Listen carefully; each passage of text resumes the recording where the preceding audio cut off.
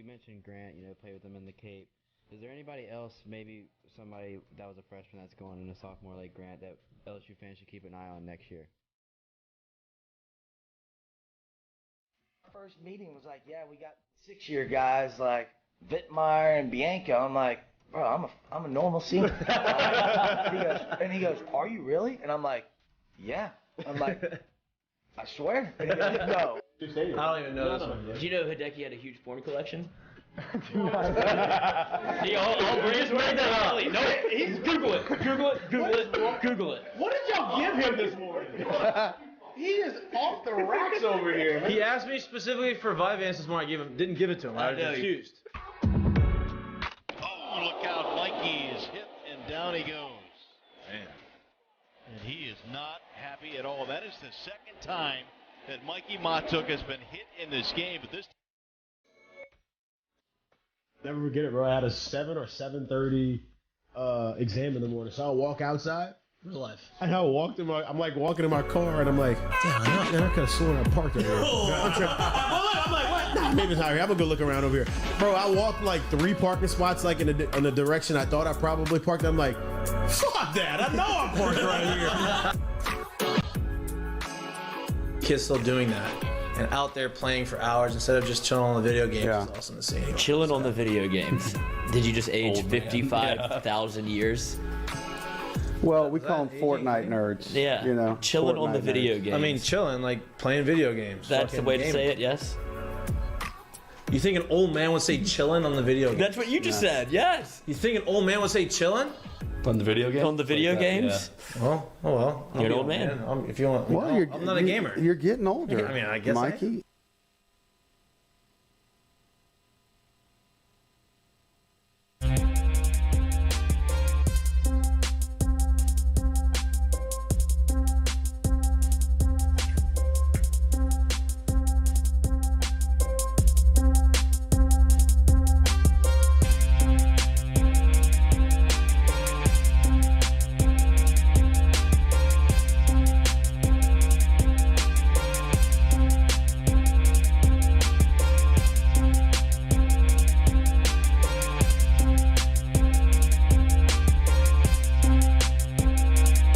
Look at this man.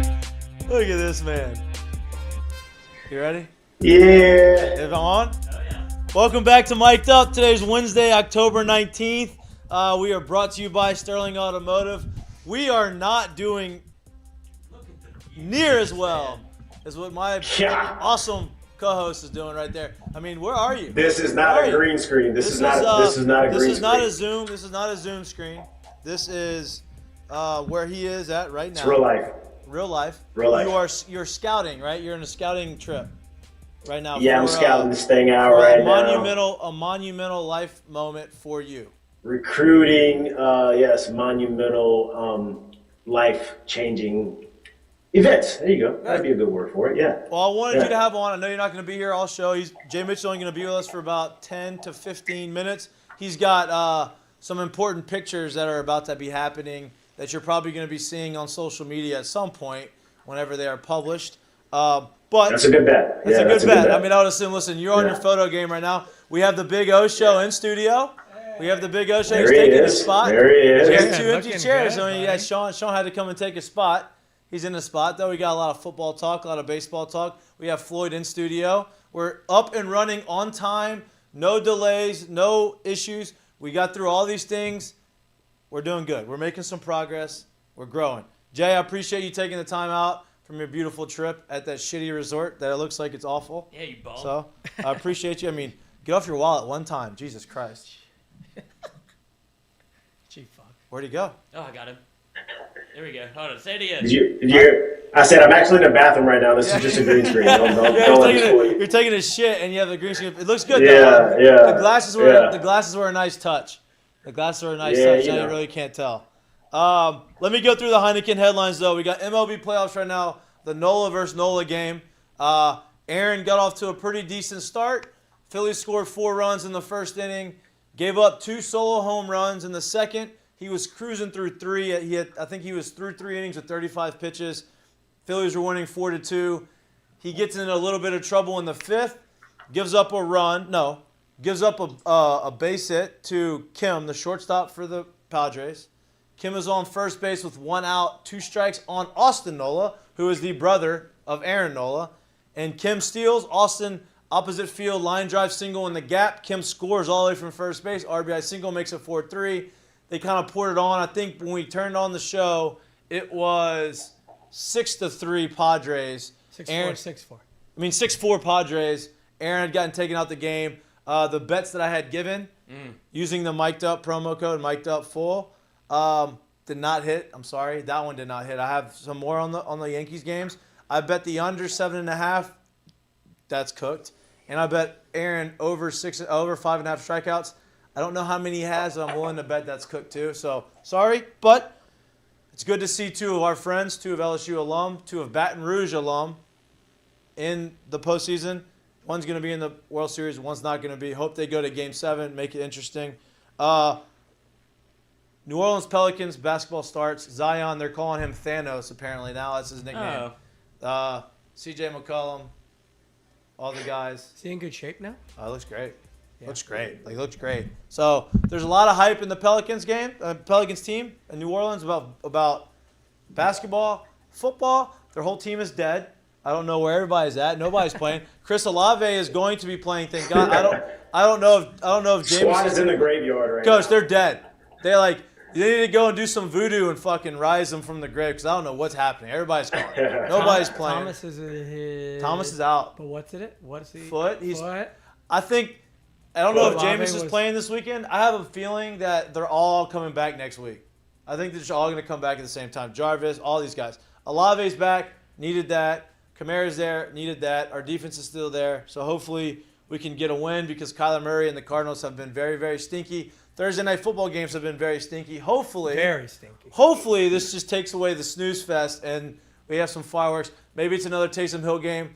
Hopefully you're not playing Chris McGee in fantasy and Taysom Hill has another game. So we a lot of LSU talk. LSU continues to gain traction in the betting world. Vegas likes LSU. They are favored by 1.5. I think it got up to 2. It's at 1.5 right now. All of the money, I say all of the money, 70% of the money, which means the people who are actually putting big money on the game are betting on LSU. There are 52% of the bets are on Ole Miss. So more people are betting on Ole Miss, but more money is going to LSU, which is the way you want it to be. -1.5. If you're an LSU fan. LSU is favored by 1.5 points. I think the over/under is like 68 or something like that. Vegas is pretty smart. Hopefully, I hope they're right. I would love to see that happen because then that makes that Alabama-LSU game huge. We're going to get into that. We have an interview at 6:15 with Brad Logan, who is a contributor to 247 Sports, has his own podcast. Believe in Ole Miss is the name of the podcast with the Believe Network. He is going to be on talking everything Ole Miss. I'm glad I said Ole Miss and not Florida. I was really scared I was going to say Florida. You said Florida earlier. I said Florida earlier before the show. I was practicing. Yeah. And you called me out on it. It was good. I needed that. That's what teammates are for. That's what teammates are for, right? So we're going to get everything Ole Miss. There's a lot of talking points, right? Everybody thinks Ole Miss Lane Kiffin. You think, they're going to throw the ball around. Not the case. Ole Miss has the top 5 rated run defense in the country, right? They have 2 of the top 5 running backs in the SEC on the same team. One has 10 touchdowns, one has 7. They're both averaging 6 yards a carry. They ran for 400 yards last week. So LSU's run defense hasn't been very good this year. That's going to be, who's gonna bend, who's going to figure it out. Who has the ball last? Yeah. Exactly. So if Jay and Daniels can play the way he played last week, I think we're in a good spot. Jay, from the beach and the sunny Mexican sun. The sunny bathroom. The sunny bathroom that you're in. Can you give me your take and what do you think this weekend? What are you feeling? You've gotten out of Baton Rouge. You're he's out of Baton Rouge. You're kind of enjoying a little vacation. You clear mind. You're rested. What does the vacation mind of Jared Mitchell think this weekend? This vacation clear mind of me thinks you're going to see a very high-scoring football game in Baton Rouge this weekend. Like similar to Tennessee, Alabama? similar to that. I think the offense rides into a nice wave again at home this week. I think Ole Miss comes in doing what they normally have been doing all year, and I think you're going to see a very high offensive football game this week. I hope you're right. I hope LSU covers the 1.5 because that means we win. And wait, since when did LSU turn into an offensive team? I thought we were all hanging our hat on Matt House in the defense. we were, and then all of a sudden Big they stopped tackling on against running backs, and then all of a sudden our offense, Lamar Jackson became our quarterback apparently, and now everybody's excited. And I'm excited because, listen, I asked you before the show, if I told you before the year started, we would average 200. Now the game of football has changed, right? Everybody's throwing the ball a whole lot more. But if I told you that we would average 270 yards a game passing, would you be happy with that? Very happy. Happy. Would you be happy with that? Yeah. Would you be happy with that, Jay? That I'm taking that as, I mean, I don't know if that was yes to the what I said or shit because you just took a big dump. Yeah. But what? Damn it, there it is. I mean, are you kidding me, Lord? I mean, what? I said that was a flush, but yes, I'm 100% okay with all that. All of it. If we were to get 270 a game at the beginning of the year, yes, what you told me we'd be getting, I'd be like, okay, we got a shot to have a good ball club this year. So we're averaging 270 yards passing a game and 170, I think, rushing. That's what? We are? Yeah. So like. Oh, that's because of Jaden. Because of Jaden Daniels early in the year. Now last week was running backs ain't running. Last week was running backs. Good. Yeah. Last week was running backs. That's how you want it to be. Broke 100 yards, right? Our offensive line is starting to kind of jump. Can I say this too? Last week is the first time we talked about it a lot the week before, but it's the first time you saw that run game get pretty creative. We started moving people around. We started opening up some gaps. All of a sudden, we got a runner who's breaking runs bigger than 5 to 6 yards. And like, we finally got this going again. You started throwing balls out in the flat to the running back instead of the tight end, which I'm a lot more excited about. The tight end started getting balls over the middle. It just looked like a different offense. I think that's been very well documented. I think the conversation today is, okay, we know what LSU can do, the potential LSU has on the field offensively, on the field defensively. We've seen that earlier in the year. All right, what does Ole Miss do? How do we stop Ole Miss, right? That's the conversation that we're going to have today. Good thing we have Brad Logan coming in because he knows a lot more about Ole Miss than I do. All I know is this weekend is going to be electric. I know you're not going to be here because you are jet setting for the next 2 weeks. Sometimes you gotta do it. Going on right now, so yeah. Where's he going next? Gotta do what you gotta do. But this guy's coming in town for a day and leaving. Where are you going? Back to where are you going? Gotta go to cold weather now. Cold weather. He's going to Colorado. What are we doing in Colorado? He's going to see a friend in Colorado. You know the friend. Yeah. Oh, Roger. Roger. Oh, okay. Goodell? Yeah, he's going to hang out with Roger Goodell. No. That's what he's going to do. No, not that Roger. That's a different Roger. Me and that Goodell me and that Roger. Y'all don't jive? Yeah, we ain't got it like that. I don't know. They're not on first name. They're not on. Oh, Raj. Speaking of first call, like pick up the phone, call. I call him Mr. Goody, but that's just Before I let you go, we've played together. Me and you played together. We've played together. We've been on the same team. Can you imagine if I said, "Hey, man, to get in touch with me, you have to go ahead and call my manager, and my manager has to let me know that you want to talk to me when you're on your team." Can you imagine doing that? That's the Russell Wilson stuff. That's the Russell Wilson stuff. Marshawn Lynch, yeah. Marshawn Lynch and Richard Sherman, in order to, like, Marshawn was like, man, I really wish I could reach out to him. And Richard Sherman says, you got to go through the manager, though. You can reach out to him, but you got to go through the manager. Marshawn came and called his old teammate that he was teammates with for years and just say, hey, what's up? He has to go through his manager. That's embarrassing. I'm glad your manager forwarded his phone call to you. So you walk naked in front of my locker room. Yeah. I got to call your manager every day to get in touch with I'm fighting for you. I'm fighting for you on the makes. field, and we're in battle together, and you're going to do that? Is he just slowly got? You want me to block this blitzing linebacker, but you want me to call your manager to call you? What you mean? You can't even call him and say, hey, man, Merry Christmas, or like, Happy birthday. Like, I just feel like it's blowing up for him lately where it's like getting worse. He's getting exposed. Right? He's getting exposed. Like it used to be like, oh, we kind of hear some rumblings, but now it's like every week it's something. And the manager, it's the what is it? The fake high fives going through everything. It's the let's ride after you guys lose in a press conference and like you say it under your breath as you're walking away. awareness of feeling the. Did y'all not see what he did either? Did y'all not see the latest thing about him yet? What, the sandwich? No. No, apparently he was asked about if he was gonna play, and he said he was feeling Ah, shit. You hung up on green him? blood. Say it again. He said something about that he was asked if he was going to play with the injury that he's got right now, and that he was feeling better every day, and that he has quote unquote Wolverine blood.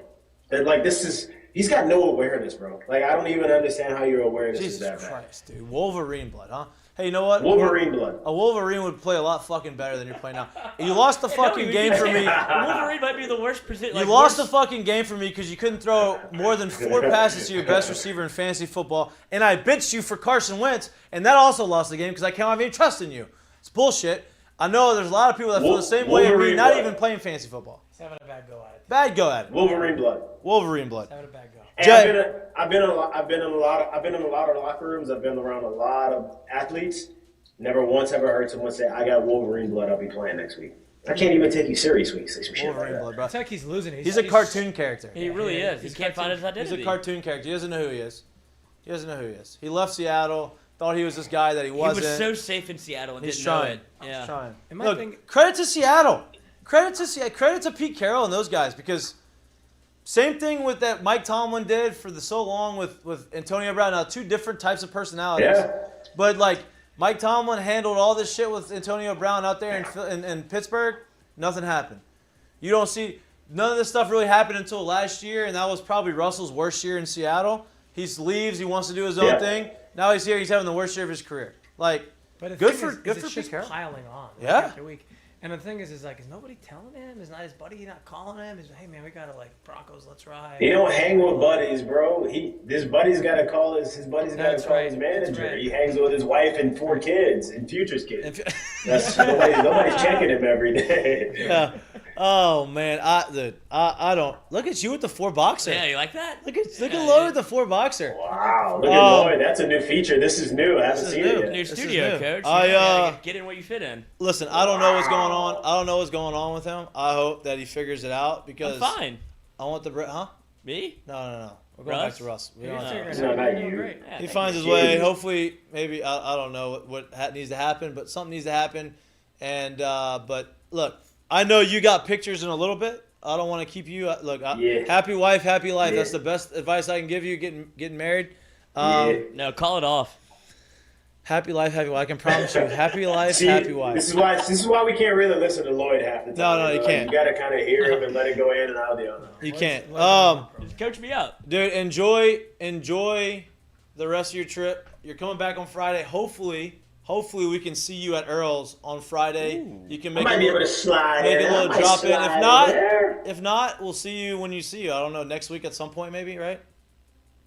Yeah, I'll be back. Yeah, I'll be some back, point. boys. Some point next week. Dude, enjoy it. Keep the shade. Keep finding the shade. The best shade finder I know is you. All right, buddy. Have fun. It's real breezy here, boys. Yeah, it looks good. All right, looks fellas. good. All right, bro. All right, buddy. Later. Get that lighting right. All right. See ya. Boy, I tell you what, the weather there looks great. It looks beautiful. It looks great. I want to Still be that there. sunny Is our guy Brad there? No, we would have known because if he'd have hopped on, it would have done the thing where it kicked Jared Mitchell off, and he would have taken over the. Why'd you say his full name there? Why'd you go Jared Mitchell? Because it says call Jared Mitchell on the screen, so that's the last thing I saw. Okay. I thought we got past we're friends now. You can call me Jay or Jared. Yeah, Jay Mitch. Yeah, we are there. Jared Mitchell. Jared. What's his middle? Mitchell. Charles. Oh yeah, JCM. JCM. Who doesn't know that? JCM. I can't believe this is going back to a little bit of fantasy before we start getting into like the LSU stuff, because we're all in the same fantasy football league. I was down. Remember, I told you I was down 8 points with the Monday Night Football game, and I had Melvin Gordon and Cortland Sutton. And it didn't look good. 9. I lost. Yeah. They did not score 9 points combined. I lost. What's your record? I am now. How many games over 6? I'm 3-3. I was 3-0. Coach, I've lost 3. I'm 1-5. I'm the worst team. I'm 1-5 in my other league. It's great. My team's horrible. That's great. I had Carson Wentz starting. He scored me 4 points. But that's kind of on you. No, Russell Wilson's been stinky, and Carson Wentz was had better fantasy stats than him. So those it's are the two you got. He's got the 2 worst quarterbacks in the NFL, maybe. I know. I just picked up Matt Ryan, so. Oh yeah, he's good. He's better than them. Jeez, Better than them. That's I know. what you have to draft from. I know. I mean, that's who I going in. I thought Russell Wilson was gonna be great.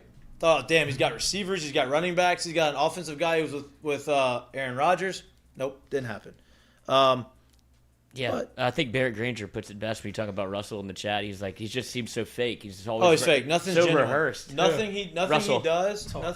Nothing he does is genuine. Nothing. It's become now a thing, like everyone knows. It's almost like he knows, and I'm going to keep doing it, kind of, right? It like, does. It feels that way. You know, it's dude, I saw the Broncos Country Let's Ride thing after, and I was like, but he's like said under his breath as he's walking away from the mic. Did you see it?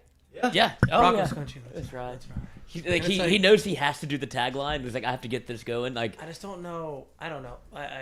It just seems so forced. What did he have for Seattle? What did he say?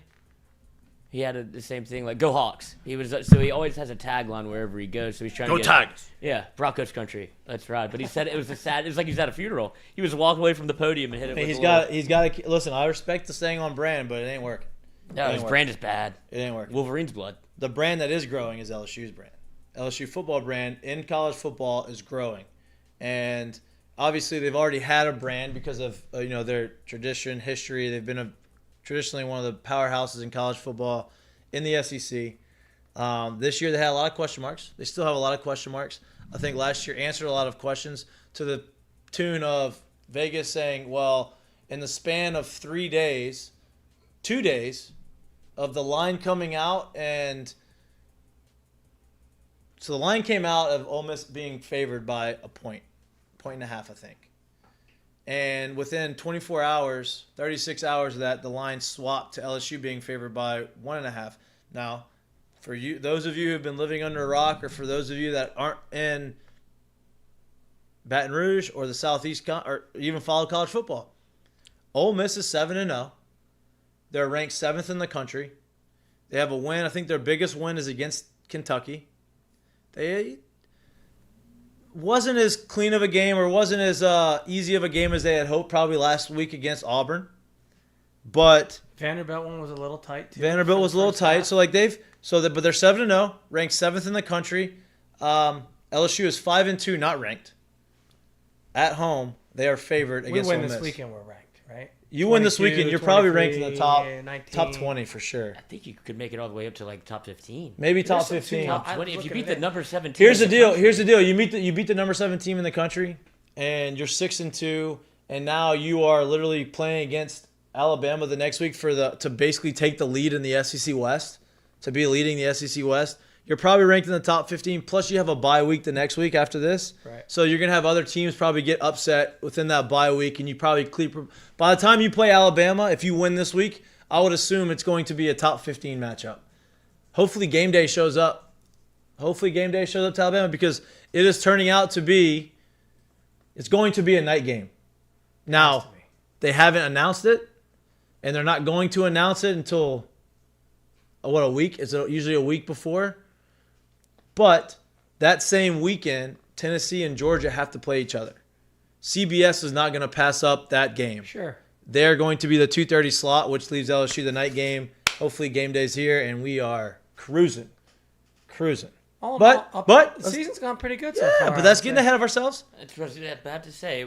We'll chalk all this up to whatever the hell after the Ole Miss game. But did you email Brad? Yes. You did email him? Yes. Okay. I'll check. I'll double check, but I know I did. The Ole Miss game is not going to be a handoff here. It's bad. Oh, no. I mean, listen, Ole Miss is a 7th-rated team in the country. But people seem to be off them a little bit. Everything I watch, everyone's like, "Oh, they're not really a top 10 team." Listen, everybody likes to feel that way against Ole Miss. I feel like, right? Because Ole Miss, they're historically like they've had some good teams, but like they've never really been in the mix. They're always a team that like in the SEC is like burn out at some point. Yeah, right. And so, they have Lane Kiffin. They won 10 wins last year. You think that okay, they're kind of on the right track, and they are. They get Jackson Dart to transfer in. Jackson Dart's been good, not great. He has, I think, 11 touchdown passes, 6 interceptions.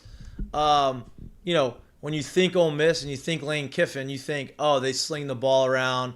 they're going to be this real creative offense. They are creative, but they don't throw the ball as much as you would think. Of typical years past. Right. Like this year, hey, our strength is probably going to be the running game. Okay, well, we have 2 running backs in the top 5 of the SEC, both averaging 6 yards a carry. One has 700 yards rushing. One has 600 yards rushing. One has 10 touchdowns. One has 7 touchdowns. And we can run for 400 yards against an Auburn team last week. So that is my biggest concern because LSU's run defense isn't ranked in the top 50. But who's the best teams Ole Miss played this year? They played Vandy. Kentucky's the best win they have. And Kentucky. They're solid. Kentucky is solid. Led Auburn back in the game last Saturday. Then they kind of sprinted away The after game that. was high. I mean, they only won by 8, right? Yeah, but they got up 21-0 at the start. Yeah, I know, but then it came all the way back. And Auburn tied it, didn't they? Or got within got within a score. A score, right? And so then, yeah, it was tight. It was tighter than they wanted to. I thought once they got up, it was over. But I think that me too. And I think that's probably the biggest game that you can relate anything LSU related to because they both played Auburn. I think that's the only team they both played this year on a summer schedule. I don't think Ole Miss played Mississippi State yet. LSU looked bad against Auburn. Came back and won. They were down 17-0, right? Right. Against Auburn. Came back and won. But our defense gave up less points to them than Ole Miss. Yeah, right. It's just always every week's different. They put in TJ Finley in that game. For one thing, that was almost like, hey, figure your shit out. The other guy figure your shit out. And then come back in. Yeah, go take a break. Yeah. He literally got 3 plays off because TJ Finley immediately went 3 and out, and it's like, oh, I think he turned it over. I think he threw it backwards. I don't think he had a turnover. Huh? I think he did. I think he fumbled. Well, what about A&M? Where's A&M at record-wise right now? 3-3, right? They're about to turn it on. Halfway through the year. Christ. Are you just joking, Floyd? Halfway through the year, these freshmen aren't freshmen anymore, right, Coach? They're sophomores. I don't know. They seem pretty stinky. Halfway through the year, these guys are trying to put their name in the portal, I think. Who's the quarterback? Well, it's the other guy that has the stupid, the very bad throwing motion. Like a lot big hitch in the giddy up there. Yeah, tough. He was crying after the bad throw he had against Alabama. You don't want to see that. You don't want to see that. Like, he was emotional. Look, it was an emotional game. You thought you had a chance. But after you make the end of the play, it doesn't happen. Just keep the head up. And, he's young. You're the quarterback. But you're the quarterback. Yeah, you know? you got to be better. It's my quarterback. But Max Johnson out. Broken hand. Done for the year. Yeah, he stinks. Texas A&M's tough. But obviously they have a lot of talent. And you're on the road. Arkansas A&M. Arkansas scares me more than anybody outside of Alabama and Ole Miss, like the other 2 teams, because the rest are SEC schedules. Yep. Not easy. Yeah, no doubt. But this weekend is outside of the game, right? It's a 2:30 game, better than 11, not as good as a night game. There's going to be a lot of energy in the LSU community, right? In the tailgating. I feel like this is going to be the best tailgate game so far of the year, right? You're going to have hosed with the Tennessee game. Exactly. And Tennessee traveled very well. You wanted to see that. You knew that was going to be good. But this is going to be Ole Miss LSU. Ole Miss LSU obviously has a deep rivalry. They don't like each other. Lane Kiffin brings in a different type of different eyeballs, right? Some different energy into the game. Brian Kelly, obviously, that's a storyline. Ole Miss is undefeated. You also have Barstool coming to Baton Rouge. That's huge. Huge, right? So before you go out and party with Barstool at Fred's, I think they're doing something late at Fred's on Friday. Yep. Come to Earl's. We're at Uncle Earl's from 4:30 to 6 on Fridays, and we're going to have some drinks.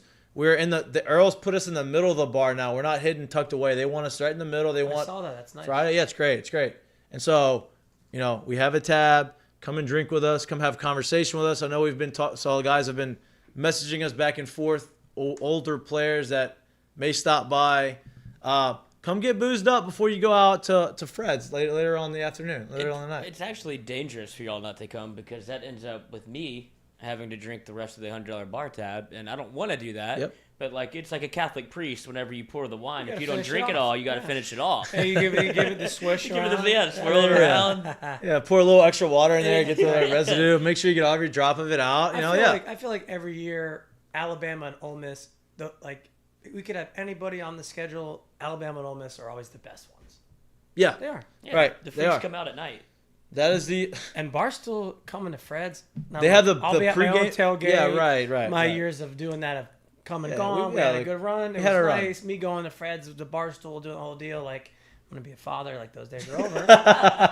But Boy, that'll be It's gonna be electric. That'll be electric. It's gonna be fun. It's a pregame show. Like every time Barstool does something, you're gonna get attention. Yep. So there's gonna be a ton of energy and there's gonna be a ton of action.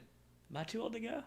No, dude, you can go. No, you're still like kind of. You have a Middling girlfriend. it, yeah. You're fine. You're good. You're in this. I would position, like to you're go, but I don't even know what I would do. Like, will you just stand I'm and not. watch? I'm not. We have already set You the. have a pop. You take a look at Dave Portnoy like Yeah, you've never seen him before. You know. Maybe shake some hands. Maybe bring a couple. Maybe bring the resume with me. I don't know. Who knows? Look at it. I mean, look at this. Megan studio. making money. She's a fan of you. She does. Yeah, she kowtows for me. Yeah. Trying to get me hired. Megan making money likes the way Lloyd. Maybe Megan makes money as husband. Maybe, but Yeah, that's more of what it is. But Yeah. I'll take what I can get. Hey. Oh, it's 6 degrees of Kevin Bacon. But it's gonna be fun, right? It's gonna. I've already set the guidelines with my family, with my friends. I have some friends coming in town. They're staying at the house. They're going to the game. Who's coming?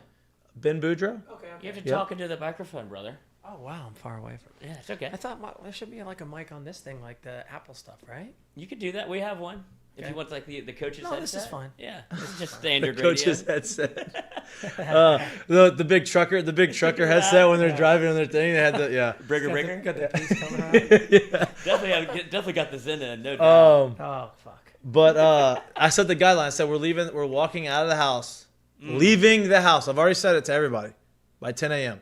So we got to beat traffic. If I'm driving out there, we got to beat traffic. We got to park in front of walk-ons, and we're gonna walk to my good friend Sean Ochinko's tailgate, and we're gonna tailgate. We're gonna be out there by 10:30. That's the plan. Yeah. the plan. Dude, I know you're grinding. You I'll set be it up. out there. Tailgate will be set up by 9, and there's like usually we go set up, go back to my brother's apartment, and then go back out. But there's no going back out now. It's Mexican shower, man. Go out there, set it up, change, spray. You know. Oh, are you Italian? Italian, yeah. Yeah, that's why you can't call it the. There's multiple ways to put that phrase. Right. Italian shower. Yeah, Yeah. whatever. We got to do whatever to just smell okay. Yeah, it's gotta smell good. But the weather should be We cool. don't It's gonna be bad. good. You're gonna be fine. Sweaty You're not and, gonna be like, sweaty. so It's gonna be bad. early, crisp in the morning. About 80 is Right. the high. It's be good. No Right. humidity. Back to the game though. We ever gonna figure out the? Wait. Before we leave the tailgating scene, if you're not out the door by 10:30, how many? No, 10. 10. Is there a world where Mikey leaves No, everyone? I can't leave everyone. I have guests, but the fact that we have guests So it's kind of like an empty threat. the fact that we have guests makes it more realistic. Puts a little heat on your wife. To Yeah, get it makes it done. more realistic for Well, everybody. the game's at 2:30. You're gonna head into the game by 2. You want to be out there by 11. Gives you 3 hours of tailgate. Exactly. That's what I'm thinking. 3 10:30. hours. Yeah, 3 hours is probably the most appropriate about. Like Well, typically if it's a night game at 7, my You get out there tailgate by starts 1, getting really 2. cooked. Yeah, but my tailgate starts really getting cooking by 3. Yep. Right? Yep. And you get a good 2-3 hour burst where everyone's there having fun right before the game. Playing Wet- cornhole. Yeah, weather's going to be perfect. Floyd, you're more than welcome to come. I got the. He's been. I've got the treat. The Mississippi State game. That's right. It was excellent. Dude, we haven't had one in a while. It's been a minute because the The 11 11 a.m. was and then tough. the weeks Yeah. pass, and then Yeah. it's only this and then Alabama left. Yeah, We're but the not two gonna big do ones. UAB. Two big ones. Yeah, it'll be a good. Alabama's finish. gonna be a night game. So football though. Let's get back to pressure. football. Let's get back to football. We've talked about it at the house. We're watching the game together. We talked about it on Monday. Special teams is an issue, right? Yeah. Brian Kelly has come out in interviews today and said he still holds that Jack Bech is the best guy they have to return punts and kicks. He said that. He said he's been practicing. His back's fine. Do you think that he's going to be back there again returning punts? Yes. Yeah. Okay. Now the question is, Well, if you assume he's playing, like if he's practicing, he's playing. yeah, because You know what I feel like Will Campbell and Jack Bech are cut from that same cloth of if I can go, I'm going. Yep, no doubt. And listen, Will Campbell showed how important he was. He got SC lineman of the week after being in the hospital with a seizure the week before. He was dehydrated, apparently caused a seizure on the field, goes into the hospital, can't play that weekend, and then comes back the next week, clears the test, plays, offensive lineman of the week. Incredible. Pretty good. As a freshman. As a freshman, The True punting, freshman. we cannot this weekend make that mistake. We gotta eliminate that.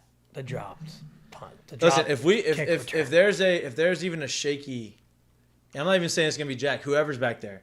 If there's even a shaky I don't know if I'm gonna catch it, no more punt returner. Just put everybody on the It line. burned us against Tennessee. It burned us against Florida State. Yeah. Last weekend, it tried to burn us, right? Right. And we won. But the thing is I know they're not there not practicing dropping the ball. The game's hard. There's a lot of fans. It's extremely noisy. The ball's up in there. You got guys bearing down. It's not easy. But you just got to go take a bajillion reps this week. I mean, like so many, right? But it's hard to, simulate the practice to Tiger Stadium, 100,000 scream at the top of their lungs. It's not hard. It's not easy. Do we have to go do this thing in the stadium? Like, do I have to call I don't know if Bramblett? it's- Yeah, you're probably doing something. Okay, we got to do something different. Yeah. Let's go to the stadium. Let's turn the volume on 1,000. Let's get the ball up into the stadium, like with where there's the big backdrop and it's not the practice facility with just the sky in the background. Right? Something. Blindfold. Look, Yeah. high sky now. Maybe that was an issue. Maybe it was a high sky. It's hard catching fly balls. It's gonna on be a high sky. It's gonna be a high Depth perception sky gets messed up. It's Saturday. gonna be a high sky again on Saturday. What does that mean? That means there's No no clouds. clouds, It's so just there's no all depth blue. perception. Oh, yeah, there's nothing to break it up. There's a hitter's eye. Right, there's no depth perception in the sky. Exactly. That's a real thing. It's a real thing. Sun was out a little bit. It was apparently people thought that Tennessee was using some weird thing on the sidelines to to mess with your motor skills. Your electromagnetic brain waves. Yeah, it was. It worked. It was a lot of crazy rumors. But if something happens, let's just not put anybody back there, and just let the ball roll. If we can't do I it. don't think they're gonna. You can't do that. I know. But, I know. But you can't turn it over. And that's what I'm saying. You really might have. We know we're not going to turn it over. You that put way. somebody back there, but you just don't catch it. We're just like we're Unless it we're hits bluffing. the ground. Unless it hits the ground. No, but see, I don't even think that. That either.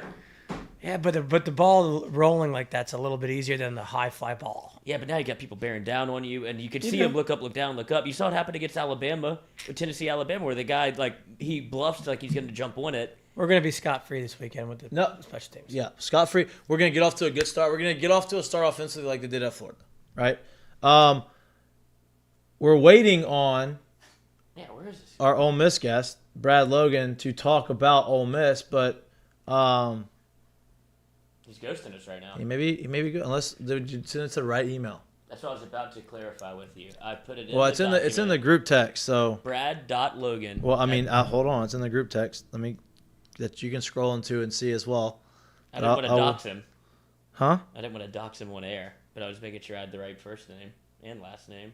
I mean, it's on the it's on the thing. So I don't want to read it out loud. A lot You of know what I texts mean? about Bigfoot, Sammy Sosa, Jared Mitchell.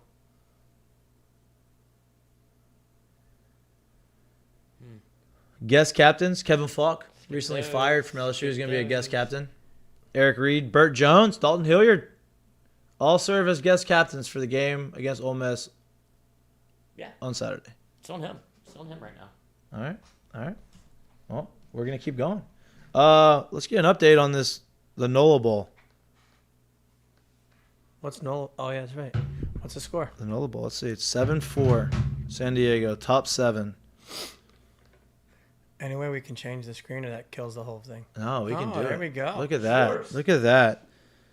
It's hard to like the old studio a little bit.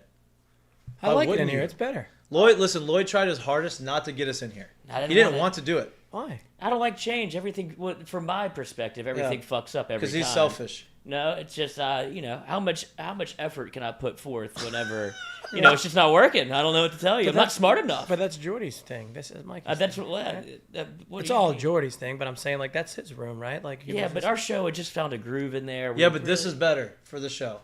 Yeah, That's when what it I was works. trying to explain to you. At some point, you have to bite the bullet and Gotta say grow we're gonna up. get through all. We're gonna get through all. So it was the, more the setup and the computer. It was more Lloyd didn't want to have to go through the work of trying to Yeah, figure out to get all the kinks out, but you have to do that. That's just part of it. Lloyd part of Lloyd didn't want to go the extra mile. He No, did didn't though. want to do it. He didn't want to do it, but he I did. went the extra mile. He did. It looks Apparently. great in here. I like But, it. It's yeah, clean. It's bright. Yeah, we're gonna add some more stuff you gotta to get, like the we gotta get a walls. little more and- stuff. Yeah. Probably throw a Mitchell jersey over here where he sits. Yeah. Get him in the mix. Yep. We got things You could cooking. bring that green screen he had. That would be great. The green screen looked good. That's unbelievable how gorgeous that we're in the insane asylum in here, and he's over there in Cabo. I know. Um, A Yankee game's on tonight too. Yankee game on. Tough for them. What do you to got have on that? What do you got on the Yankee game? I want the Yankees to win. Oh. I think the Astros are a better team. They And have you a got bet- Verlander on the mound well, tonight. look, You don't have and the Astros have been the Yankees' daddy a lot. Yeah. But every dog has his day, and you know how sports are.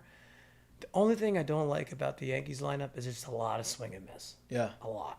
It's a lot of homers or no? A lot of swing and miss, right? And if those guys aren't clicking on that day, it's crickets, right? And the Astros got better starting pitching.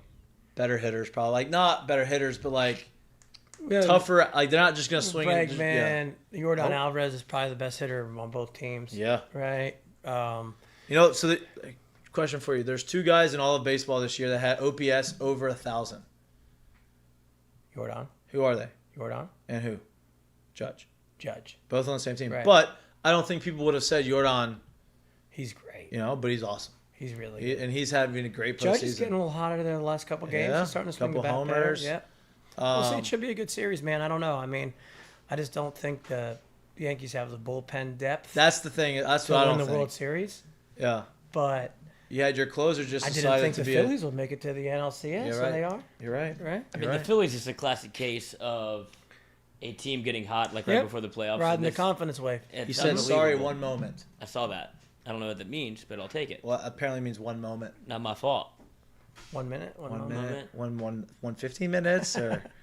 Because I've had 1 moment. That could be you're the worst of time.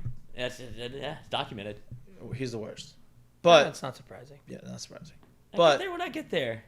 It's gonna. I think if the Yankees can go and get one of these first 2 in Houston, I think it's a good series. I think it's a 6-gamer, maybe a 7-gamer. You can't go in Houston and lose 2. What's the format? 2, 3-2, I think. Is it? I thought it was 2-2, 1-1-1. They don't do that. Is it 1-1-1? That's for the NBA. Okay, 2-3-2. So the Yankees. Yeah, I think it is 2-3-2. Let's look at the schedule. You got. I think it's 2-3-2. Yankees. Today is what, Wednesday? Yeah. Okay. That's tough with all those postponements. They don't get that breather day before the ALCS where they can't go out and have fun. 2-3-2. 2-3-2. Mm-hmm. Okay. Do you think they ever changed that like the NBA did? No, I like the 2-3-2. Baseball is just like you would have settled in. Yeah, because if you it's too hard to like. 3-game chunk at home's a long time though. It's such an advantage. That's the problem. You win one and then you sweep the series, and so that's the problem, right? Is because you have 2 games at home and then 3 games, and you can technically win the series in those first 5 games, and you have 3 games in a row on the team that shouldn't have the advantage. Yeah, it's tough. I don't know. It's weird. I don't know either. But the reason that it was set up like that in the NBA, I'm sure y'all are aware of this, is because of like early on, whenever like the NBA was a thing, it was always Boston and the Lakers playing, so they tried to eliminate travel because they didn't have the funds. But now it feels like Major League Baseball and the NBA both have the money to where you can go. Sure. I mean, it doesn't feel like they do.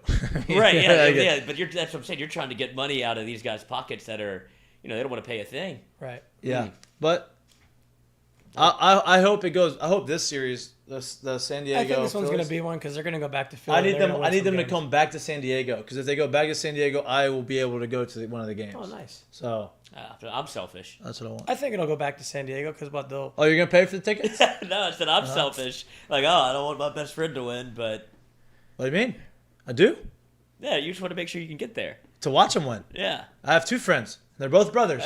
I get to watch both of them. They're both playing in this. They're both playing. So one of my friends are going to win. Now, my best friend and my roommate is on the Padres. So, yes, he's going to be the one giving me the tickets, or I'm buying the tickets from, because for those of you who don't know, they don't get free tickets. Especially Players in the postseason. don't get playoff tickets?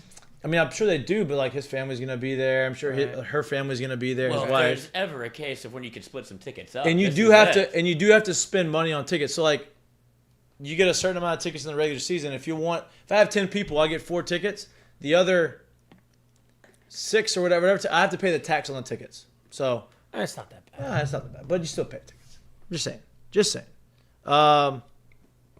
We're still waiting a moment. A moment. We're under on how long a moment is. You think he gets in before 7? I'd like to hope so. 6:42. Time flies on the show, huh? Things get moving. Yeah, we get moving. Talking. Do you guys have a go-to restaurant? You can't do that. Too loud? Yeah. Have a little feel. Know where you are. Sorry, I didn't know that was Where your feet We have are. a go-to restaurant on the show? Well, Dozy Place. I know that's the spot. No, that's a catcher's mitt-sized steak. I don't want that for dinner. But what's another good option? Oh, down here? Yeah. Oh, you got. Clean, light. You got Roca. I know you don't want pizza, maybe? Roach is it's my favorite pizza in town. Roca's great. His brother helped start the restaurant. I don't know. I'm Really? trying to think of what else. There's some Place is other great. restaurants down here. Lebanese food. They have some Lebanese food restaurants. You have like Romans, and you have Okay. all those restaurants They have a Romans here? down the street. Not far, I don't think. They'll drop right Sirap's.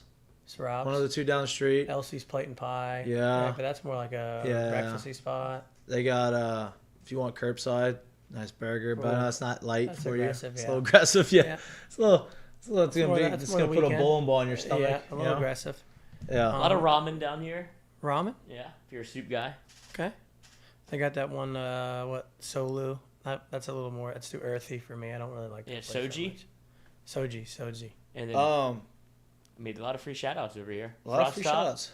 Sponsors for sale. Frost Top. I've never Superior if you want to spend $1,000. Yep. Okay. Oh, you looked it up? You Googled it? Yeah. Okay. Sonic. Let's get back to sports. Spoken Hub, I've heard is good, and Mid City Beer Garden are both like They are that's good. more of like Beer a Garden's drinking- cool. Beer I've been there a gardens to go couple hang times. out though. More Yeah. for that. Yeah. Yeah. Yeah. So good luck. It gets crowded. Yeah, good luck. Good luck. All right. What else we got on there? Well, we talked about what we wanted to see and talked about the keys to the game. I talked about how good Ole Miss is running the football and how I think that's going to pose a big challenge for LSU. Lloyd, what's your thoughts? Because you are the in-house I don't want to be positive on LSU guy, and let me tell you all the things that I'm worried about guy. Cautiously optimistic. That's what that is. I don't want to be blind to it to where I'm like, oh, LSU's definitely going to win every game that they play, and I like to look at both sides. Okay. I watched Auburn, Ole Miss. How do you feel about this one? Yeah. That's what I'm getting to. I don't know, because Lane Kiffin is one of the guys that I think his offense, no matter where he is, it carries over every time. So you're going to have to play somebody that has a scheme that's not going to change. He said he's on. It's a picture of Jared Mitchell. Let's see. But yeah, no, he's not on. It says call Brad, but it's not him yet. So I don't see him. Anyway, so it's one of those where you go coach versus coach, and you know that Lane Kiffin has a scheme that carries over every time. So they don't have to change anything that they do. What they do, it's kind of like Tennessee with Heupel. Like, what we're going to do is what we practiced every day for the past 2 years. Lane Kiffin's in that same boat. Has a new quarterback, Jackson Dart, and he changes to this, like, the scheme, like, is always built around the players. Like, he knows what they do well. Lane Kiffin's a good coach. That's A great coach. Basically what I'm getting at. Yes. And so you're not going to have an opportunity to where they're going to be out-schemed or overmatched. Listen, they're going to come in prepared, and they're going to understand what they're trying to do, and they're going to execute their game plan. And that's why I want to talk to Brad Logan. And he's here. And he is in, and he knows. So we're going to give us 30 seconds to get it situated. We'll be right back. Manny Machado just went way back off for David Robertson, and it's 8-4 San Diego. You're watching Mik'd Up, brought to you by Sterling Automotive. That was a great extra. Thank you, Manny. Do I got to go to the bathroom? Yeah, go to the bathroom. No, you have to stay here. You can take that off the screen now. There you can go.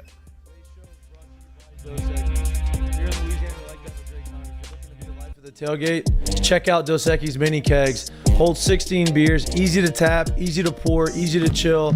Check it out. Become a life of the party. You're welcome. Can you hear me?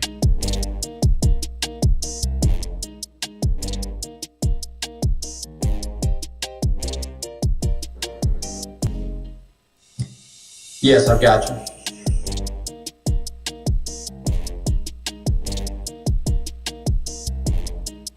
No problem.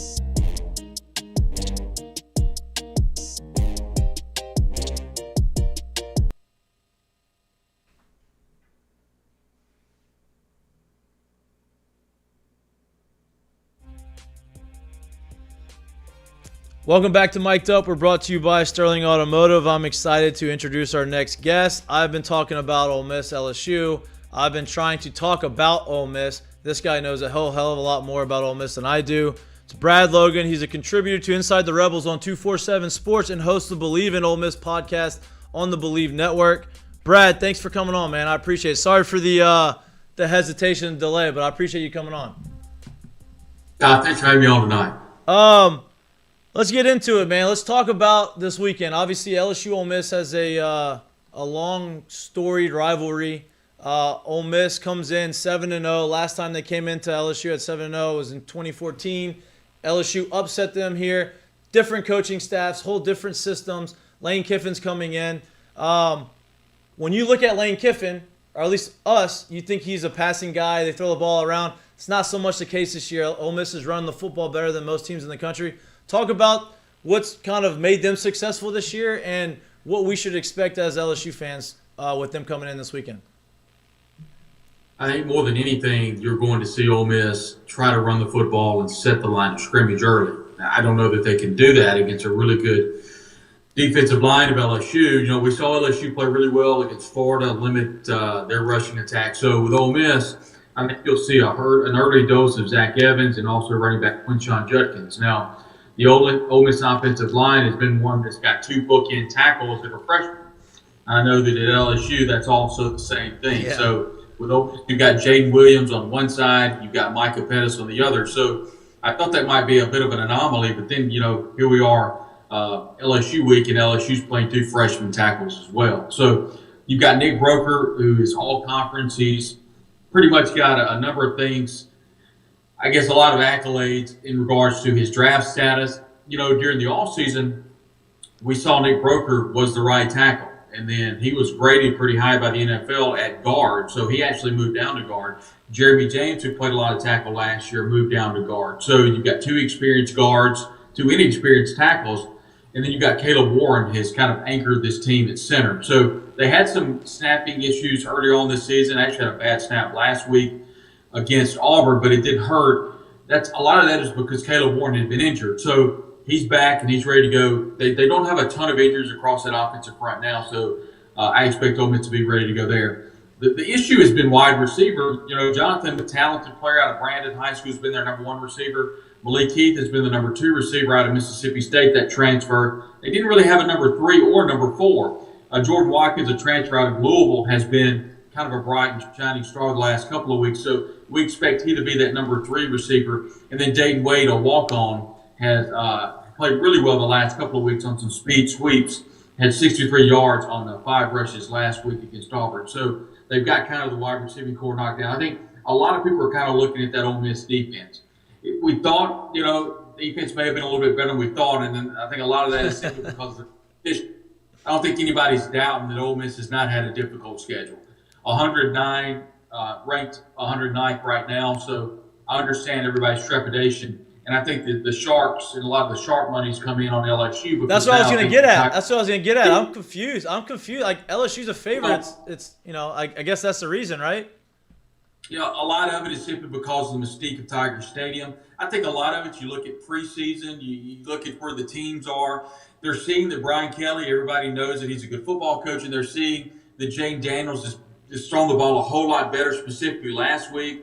A lot of these senior transfers on LSU defense really came together on the win last week against Florida. On the flip side, Ole Miss defense gave up a ton of yards to both Kentucky and Auburn on the ground. So I think a lot of people are seeing that this LSU defense has gotten a whole lot better. And then on the flip side, the Ole Miss offense has kind of gotten bogged down a little bit, rushing the ball really well, having trouble throwing the ball down the field. You know, we haven't talked about the quarterback in Jackson Dart. Has played really well, but Jackson Dart's a freshman, or at least it's his first year at Ole Miss, and it will be the first time he's ever been in an environment that he's going to face in Baton Rouge on Saturday.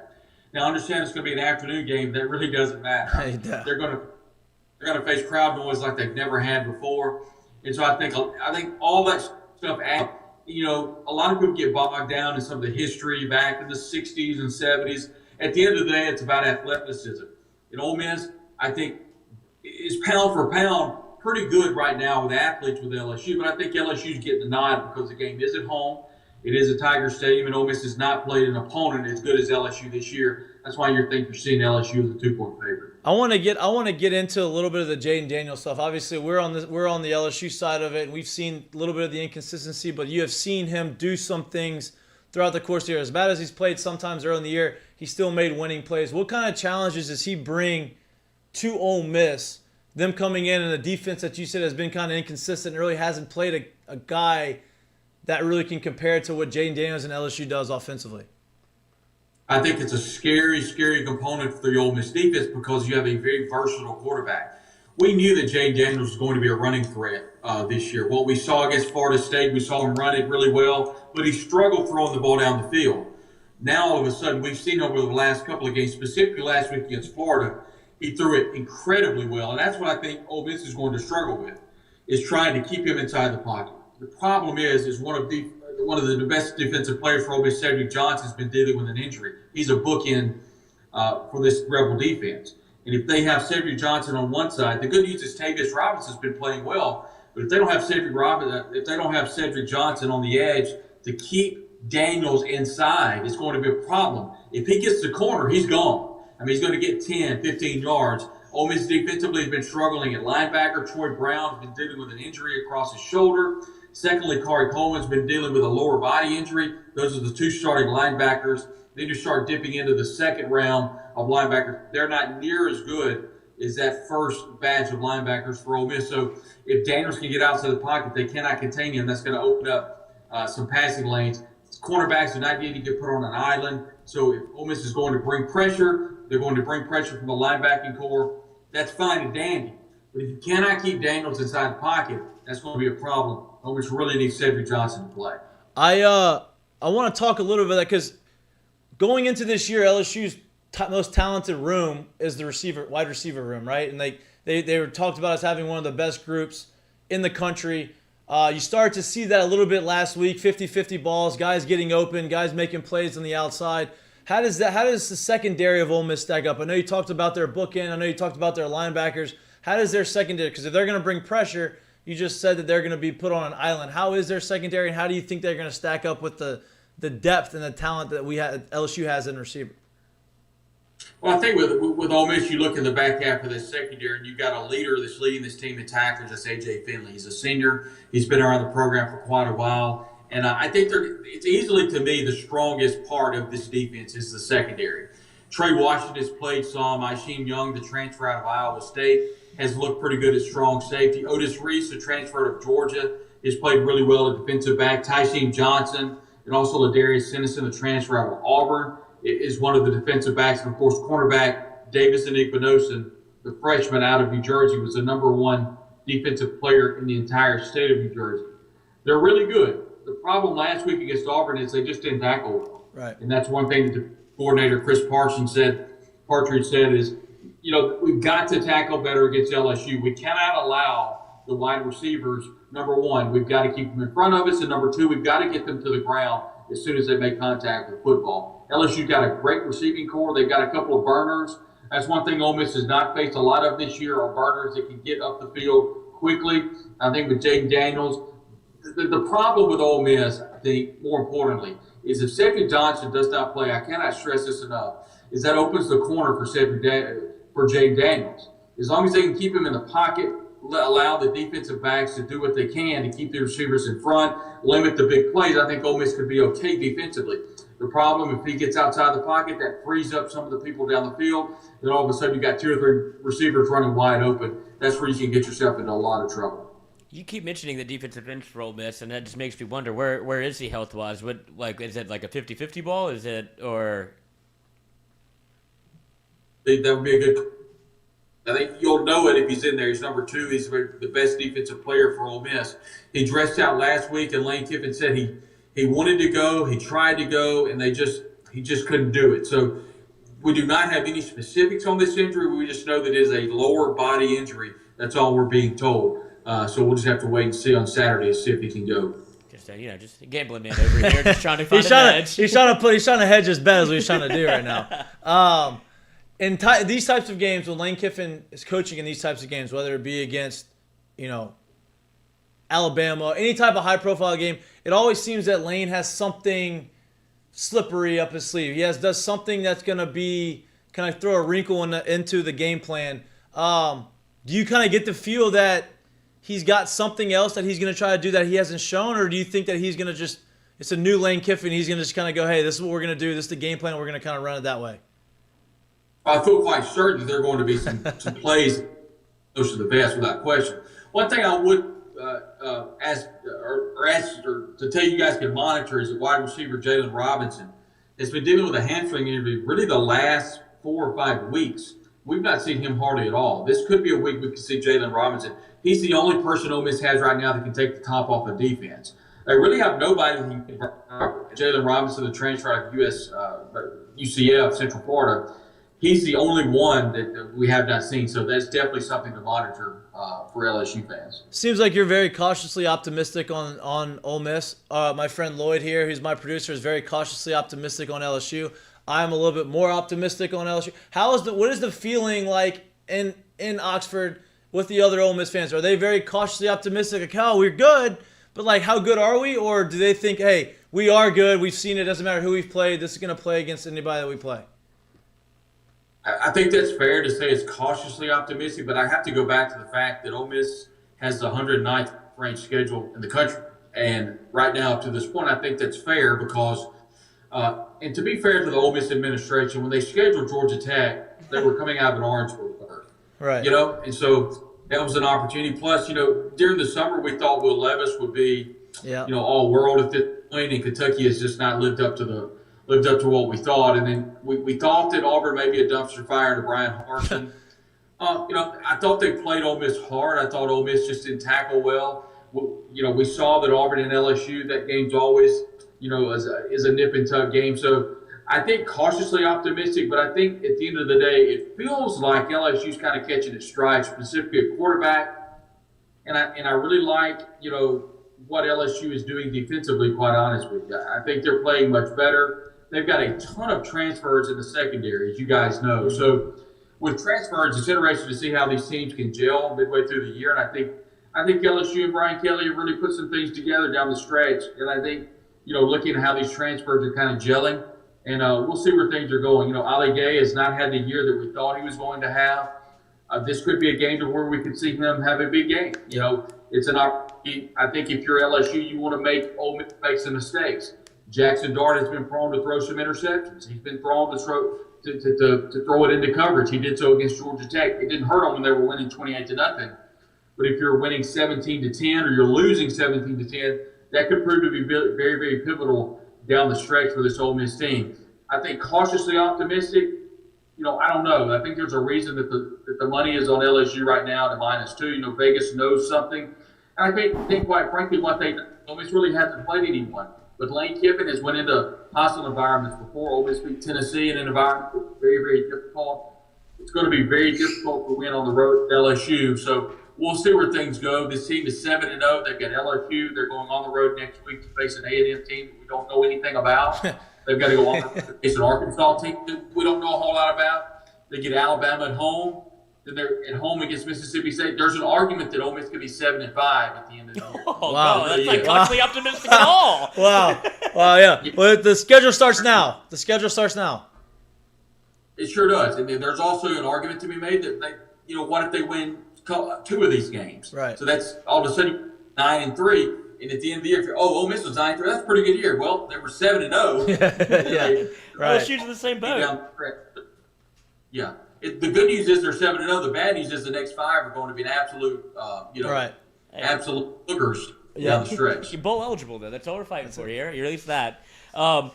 When you talk about LSU, and you obviously list some of their strengths and weaknesses, I want to talk a little bit about the weaknesses. When you see LSU play and you see special teams, what are your thoughts going into Baton Rouge? Opportunity? Trust me, it's not if, it's when, Coach. Well, I don't know if we'll see Besh, catching punts. I don't know. Brian Kelly keeps saying that he's the best guy they got, and they have confidence in him. That's what he keeps saying. So we'll see. Well, they capitalized against Mississippi State. They had a fumbled punt that when Mississippi State at that point was, I think, leading 14-7, and the Bulldogs held LSU and forced a punt. I think maybe in the third quarter, maybe the fourth quarter. But as soon as LSU got that turnover, it was over. I mean, once they scored, tied the game up, that was it. So, Ole Miss has done quite well in special teams. Their field goal kicker, Jonathan Cruz, a transfer out of Charlotte, 7-7 on field goals and hasn't missed an extra point. Needless to say that when Ole Miss faced LSU, they had whatever the winner is, the Luke Rosa Award winner on their team. They missed 2 field goals to get to Atlanta. Yep. So, special teams hasn't been great to Ole Miss. I could go all the way back to 1987 when David Browndyke missed the field goal and Ole Miss won down in Baton Rouge. So special teams has always been key. We can go back further than 1959 if you'd like. I think we won't remember that one. Hey, you and Brian Kelly, you need to have a conversation with Brian Kelly. He's trying to get all the history of the LSU Ole Miss. It seems like you got it all down to a science. You need to call him. This series has been one that's been a lot of fun to follow over the years. And then, of course, we can go back to 1972 when LSU got 2 plays in 4 seconds and Ole Miss lost by 1 point down in Baton. So, the clock's away. We're on our own time over here, Coach. Well, what about the 2 where Les Miles forgot to call a timeout and Jordan Jefferson couldn't get the ball spiked and Ole Miss wins? A couple of years later, Andrew Ritter kicks a game-winning field goal. So special teams, late second, it's kind of favored LSU, but Ole Miss has had some advantageous plays as well. Well, I can tell you this year, I don't think the special teams is too advantageous for LSU the way it's been going. Hopefully that gets changed this weekend. Brad, look, I appreciate your time. We're not going to keep you much longer. Well, before you go, we ask everybody that comes in and talks about their opposing team, what is your prediction of the game? Are you going to be in Baton Rouge for the game? And what is your prediction? What do you think the score is going to be? Simply because I think that Ole Miss really has to have this game. Going to pick Ole Miss 28-24 in an absolute burner. But if you told me it was LSU 31-24, I wouldn't be surprised. But for the sake of Inside the Rebels and affiliate of 24/7, yeah, I got a job to keep. Listen, in the most unenthusiastic pick that I would never put on anybody in the world. What happens on Saturday? So absolutely none. So you're not putting any money on that pick? Oh, hell yeah, I'm going to bet it. Yeah. No. Well, you know what? My producer's probably going to hedge his bet with that bet just because you said it, just so it makes him feel better. Make sure this number 2's out the game. That's it. Brad, man, I appreciate it. Enjoy Baton Rouge. Enjoy the game. Hopefully that you are wrong. Hopefully you're more right on the 31-24. But it's going to be a good game. That's all we can hope for, and the weather's going to be perfect. So we're going to enjoy it. Thanks for coming on, man. Thank you. Yep, I appreciate it.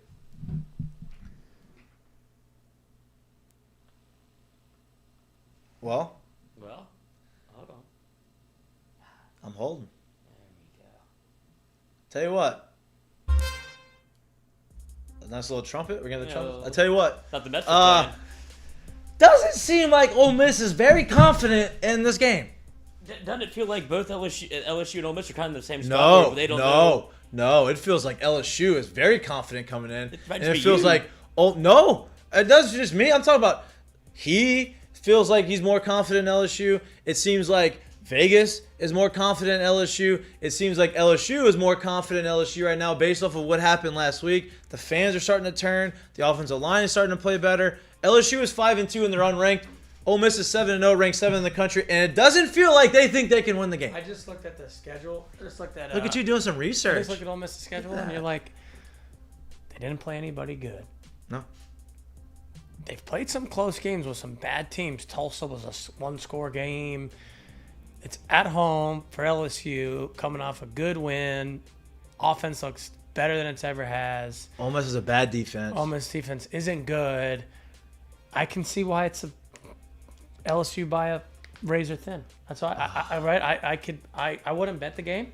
Right? I'm betting it. Well, yeah, because you're a degenerate, but it's fine. Oh wait, do you have that label in the group? No, not me. No. No, we have a couple. We have a couple in the group that are degenerates. We have a guy on our group who will send you a line, and it is talking about cricket or something.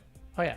Oh yeah. We have some characters, but To be honest, like so you if get I to sneak through because you're not that bad. I don't publicize my bets as much. You see, I think LSU be wins, good for dude. the show. I really do. I feel like LSU wins. I don't know. I just got the feeling. I feel like LSU finishes out the season 9-3. We lose Alabama. We win the rest of the game. Now, the over/under, right? That would be great. The over/under is 68. So, here's the deal. It opened as a pick'em. The line went to LSU to 1.5, and it stayed at 1.5 since it's moved, right? LSU's favored by 1.5. The over/under started at 65, and that is all the way up to 68 now. So, can our defense bend not break, and we win by, here's my next question. 34-31. Here's my next question. Would you rather over/under 68? 68. That's a lot of points. Would you rather a team be extremely? Hey, can we get Sterling out there again, please? Right here. Oh, it's on the bottom. That's even better than the top. That's what I thought. Well, depends on who you ask. Jesus. Every time. I'm glad you. That was a good one. That was actually like a. Yeah, that wasn't as bad as you normally do. But I didn't force it. You didn't force that one. If I asked you before, hey, would you rather a team that is very good running the football or a team that is throwing the football all over the field? What would you rather face? Running? What would you rather see this LSU defense running. face? No, passing. Right? Like historically, you say Tennessee running. If you're like, for LSU for sure. But I think the run defense is better than we've actually played. Right? Like we've given up some big chunk run plays, but like. Yeah, look at what's happened back-to-back games when you have Robbie Ashford break off a long run, and then obviously you have the Anthony Richardson run and I think for 80 he said yards. And I think Brad said it right. He said LSU did a really good job bottling up Florida's running backs, right? Mm-hmm. Like which they did. This quarterback runs or doesn't run? Not as much as the other guys. It's not Anthony Richardson, but no. Jackson Darts will take off. Like, yeah, he can, but he's not gonna have an 81-yard run. Wait, so do we lose? No, I think I honestly, you tell me the truth. I know I don't care. You have to do the right. Just tell me, do we win or lose? No, I think LSU wins. You do? I do. Yeah, at home game 2:30. It's like I think what you said is more of a tell for LSU winning than anything. It's your first true home game. It feels like we went to New Orleans for Florida State. Southern was a great time, not a competitive game. Tennessee, you get the shaft with the 11 a.m. kick. Right. Like you got a chance, really. It's Ole Miss. It's LSU at home, and I feel like campus is a beautiful day. Like that stuff matters to me. It does. No doubt. I think when all the vibes are there, you can just get that feel where it's in the air. Where I agree. Yeah. I think we win. Jay Daniels coming off his best game of his career as a Tiger. Like all of that stuff. If you really want to look at it, then I already bet on LSU. But listen, if Jaden Daniels sits in the pocket, doesn't even have to be as good as he was against Florida. If he just sits in the pocket and does what he does, 75% of what he did against Florida, right? Like, hey, if I'm gonna sit in the pocket and I'm gonna make anticipatory throws, I'm good at it now. Got it. Anticipatory throws and throw guys open or anticipate the guy coming out of his break and throwing it before he breaks. Like that's very hard, almost uncoverable if you have the right timing and chemistry. And they showed that they had that against Florida, right? If he can do that, I mean, I don't see why LSU can't. LSU has an opportunity to if they put on a performance on Saturday against Ole Miss on national TV on CBS and says, damn, all right, they're starting to figure this thing out. The offensive line's gelling. They protected Jaden Daniels a lot better for 2 games in a row against 2 SEC opponents, one on the road against Florida, which is tough, one at home against the number 7 team in the country. Coach, the noise is going to start, the chatter is going to start, and confidence goes a long way. And then it rolls into next year and finish off the season, and then you get the program rolling again. Alabama's not unbeatable. No. They gave it 52 to Tennessee. I know Tennessee beat the shit out of us, but no. Nick Saban has been our daddy, but we have to, we'll see. He's our dad first. One game at a time. He was. No, he's stepdad. He still brings gifts though. He does. Every Christmas. Still a good dad. He is. He takes them away from you.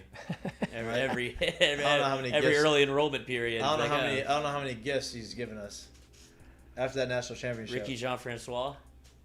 National championship. Give us that one. But when you talk about Jaden Daniels, and do you think that the Tennessee game might have been good for him to be kind of almost, I don't want to say he failed, but for it to go as poorly as he did, it was a good. Yeah, but see, here's the thing about the Tennessee game with Jaden Daniels. Did he miss? He missed some reads. He didn't throw the ball. He didn't have a bad game. No, I mean, there's some stat sheet stuff on there that's late. You're down 27. Right, but he threw for 200 yards in the first half. Yeah. Like, he didn't have a turnover till the end of the game when it was kind of a desperation type. And it actually wasn't a terrible throw. Great, I would say better play by the D-back than it was bad throw by Jaden Daniels. But he was throwing the ball around. He wasn't maybe the reads weren't perfect maybe, but when he did make the throws and he only incompleted like 6 or 7 balls that game. I don't think he played terrible that game, but I think that, to your point, I think it's more about the team, right? I think that was like the team needed that of like, hey, all right, like we've played a team that was like probably on paper athletically better than us the first time all year, right? Like until you played them, you didn't really have a team that was probably more athletic than you, better than you would think, until you played Tennessee, and then they beat your doors in, right? And so I think the team needed that to say, oh, okay, all right, we have some work to do. We gotta either shit or get off the pot. You know what I mean? I like where we're at right now, man. Me Great too. win, awesome offense. Daniels played great. Confidence should be high. Home game, perfect weather. One of our most hated opponents. I think we're. I mean, yeah. I think we should be a good one, man. But Should be a good one. what I was thinking was that you saw almost like because of how they scheduled or how the LSU offense wanted to run against Tennessee and how they're like, look, let's take some deep shots. It was almost like a meeting in the middle for the Florida game where, all right, you saw what Jaden Daniels does well, and you saw when you forced deep shots on him that didn't work. That's not what he does. It's not a part of his game plan. But it did force him to make some tighter window throws. Like Yep. he forced some in there. There was a They couple had that proved were to him bad throws that Kayshawn bailed him out of. Yeah, give your guys a chance to make a play Yeah. whenever the Get it to 50-50 him. balls. Get it to Like, him, yeah. So I think that happened in Tennessee with the intermediate throws, and then he's like, all right, let's kind of compromise on what I do well and what you want the offense to look like. You saw it all come together against Florida, and if that's the recipe and they believe in that, then Ole Miss, Yeah, they're in we trouble. could do the same I would thing. like to see our defense play better. Right? Yeah, they got to It's figure gonna out. come down Now, to the defense, man. now That's it is going to come down to defense. Now, the only thing that I going in now, Ole Miss does play a little fast. They have some tempo. Nobody plays as fast as Tennessee. No. Like nobody. And Jackson Dart may be good, and he may be a run. He's not Hendon Hooker, right? Like they have the team that they played with against. Like Tennessee is very unique in the sense of nobody really runs the offense that they run, right? Like you can go really fast and really hurry up, but they're super spread out. They run the ball really well. You have a Heisman candidate quarterback. You have an offensive coach. Like all of those things, what they do. Ole Miss has a very offensive-minded coach. They have a very good scheme, but they don't do what they're not Tennessee in that sense, right? I don't think they're as talented offensively as Tennessee. Now, their head coach is maybe a better play caller than Heupel, but I just think the scheme sets up better for LSU than Tennessee did. But with that said, you have to tackle. Missed tackles against this kind of team, with a team that runs the ball like this, is gonna crush you. It's gonna crush you. But who do you think you see defensively for LSU? Do you think it's a Greg Penn game or Harold Perkins game? Both. But you just mentioned how they go fast. Like if you catch one of them on the field when it probably isn't the best run fit or pass fit, like that's where Lane Kiffin catches you. Yeah, no doubt. But I think both for what they do. Like I don't think that, because it's something that LSU fans are noticing now. Is all I'm saying. Like when it's like almost quarterback level hype. If you don't see 40 on the field, like what are they doing? Who's that? no doubt. You know, but he's I gotten think that much fanfare. Greg Penn's very good as well. He's a good run as fit. exactly. So but I think that you play both because of the way they run. It's not like they're running the ball under center and turning around. They're not Stanfording you, right? They're not going to try to pound the ball down your throat and you have to fill these gaps. Like no, they're going to try to spread you out and then hit you with the inside the tackle zone reads, all these RPOs types light of numbers things, in right? the box. I think you can play both of those guys on the same field with this type of scheme that Ole Miss runs. At least that's what I think, right? Like I think if you're going to have a guy who needs to run sideline to sideline but can also cover, that's Harold Perkins. Right, especially if a quarterback who can kind of run and get out there and do it. What do you think? I know what I want to happen. I know, that but what you do you have to think? have, like, when you have a player like 40 out there, that just changes the game no matter what happens. Like, he forces a fumble against Florida that gets called back, but every time he's out there, he makes a play. He has to be on the field. But in the same token, LSU just has to tackle better. But the tackling that they've had is, And I know it's like you can highlight one play with Anthony Richardson and him, like they're trying to get the ball out. Like that was apparent, but it's happened more than once this year.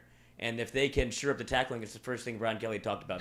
What are we like, Coach? We have to put the pads back on, like because we can do that on Tuesday, but if they can shore that kind of stuff up and you will eliminate the big plays that Ole Miss is going to want to take, because that's Lane Kiffin's mindset. He wants to catch you, and he takes pride in those type of moments. You've seen him throw the hands up before the ball is gone. Like he's playing the game as if he's playing Madden, where he's like, "Oh, I'm scheming you up right now." Yeah. Like I see a touchdown. Tell you what, if you can eliminate the big plays, LSU can control the game. I just need you to tackle. If you tackle would be you great. have a good tackle. Get off the field on third downs. I think because I think the offense is going to continue to progress and move the ball. It's going to be fun. I'm excited. I wish it was.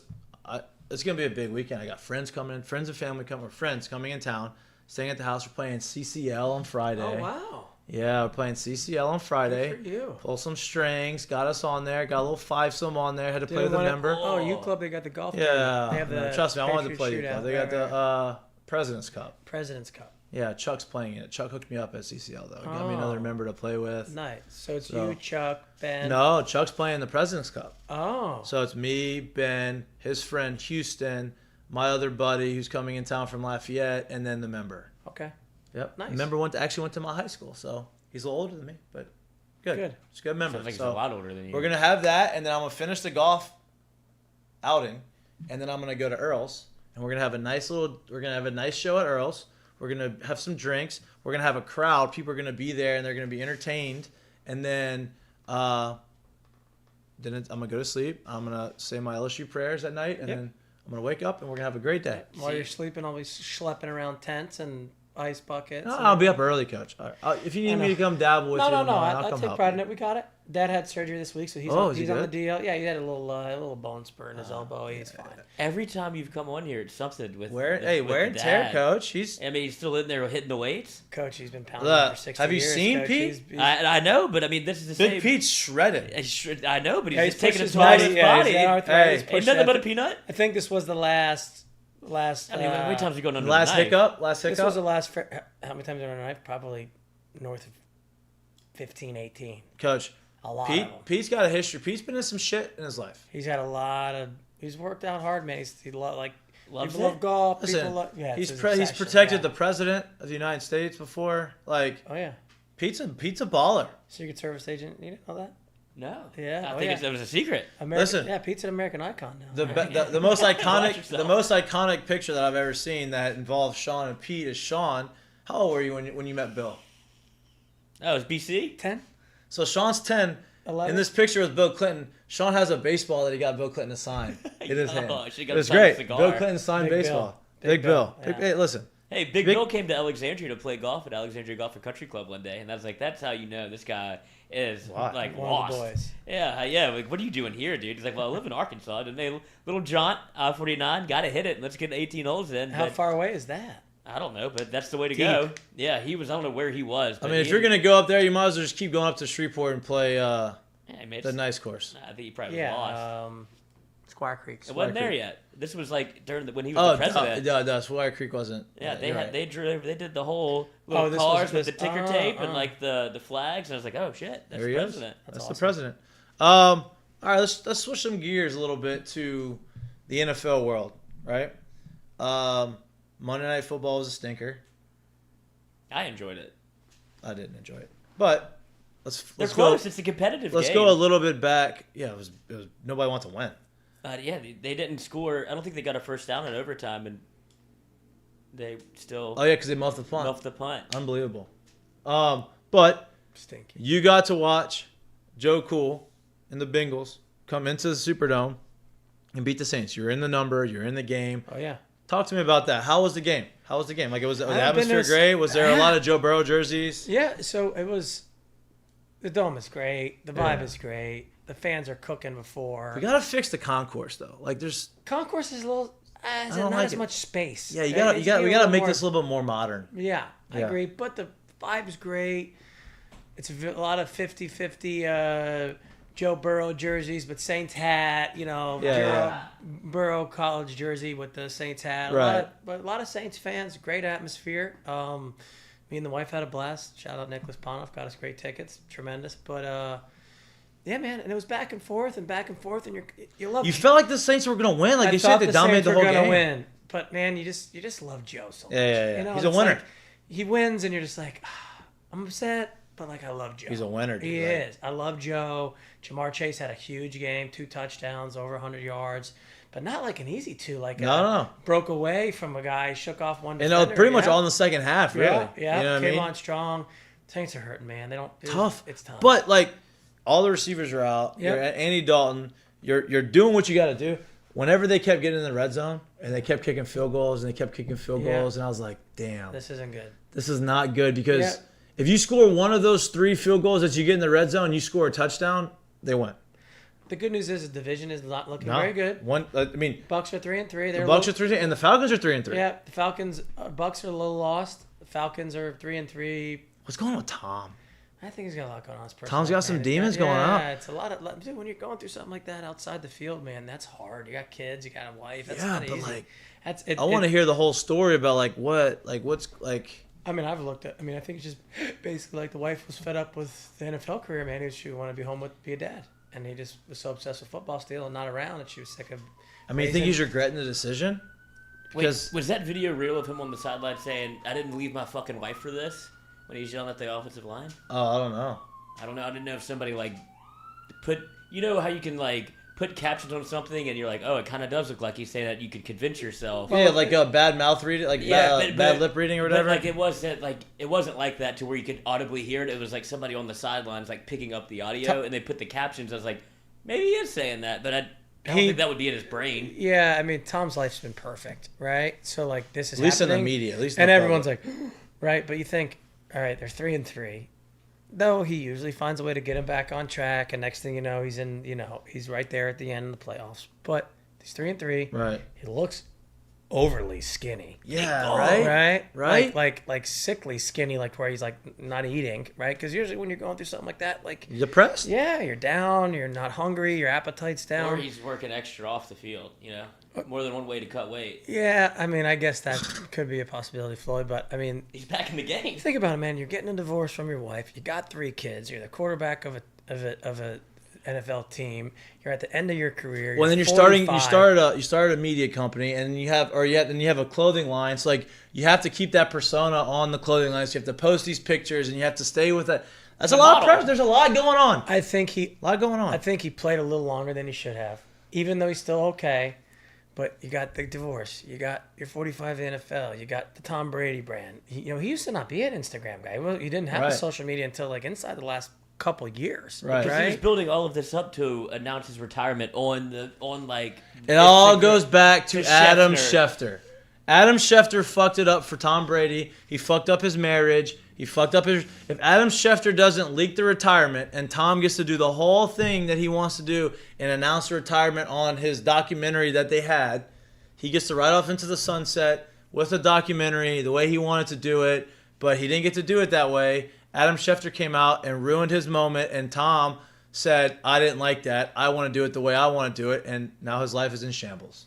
It's Adam Schefter. It's sad, man. You got 3 kids like that, and they seem like they had the perfect marriage and the perfect family, and I mean, it's just that's a hard life. I mean, he's 45, and he's not playing bad. It's not even he doesn't look bad. And I don't even want to say Father Time because he's still playing.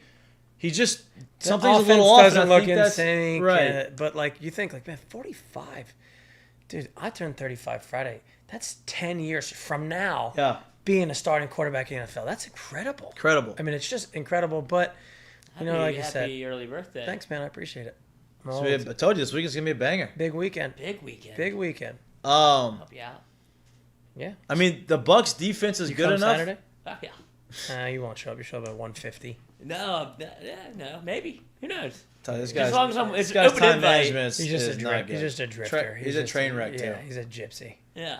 Wherever I am, where my feet are. There's no rush to get anywhere. Yeah, right. And I like that. Sometimes it's a smidge disrespectful to your friends, but that's okay. No, but if they know it about you, then it's okay. I guess that's right. And if to bring it back to Tom, you said happy wife, happy life. I don't think that I don't want to say he didn't take that into consideration, but when you go back to how all of this played out, Tom definitely had a sense of what it would look like how his book would end.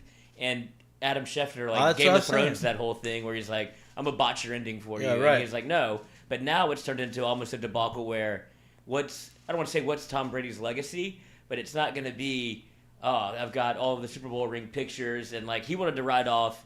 I think even the Super Bowl loss eats at him for that, if that would have been his final season. I think he wanted one more go at it.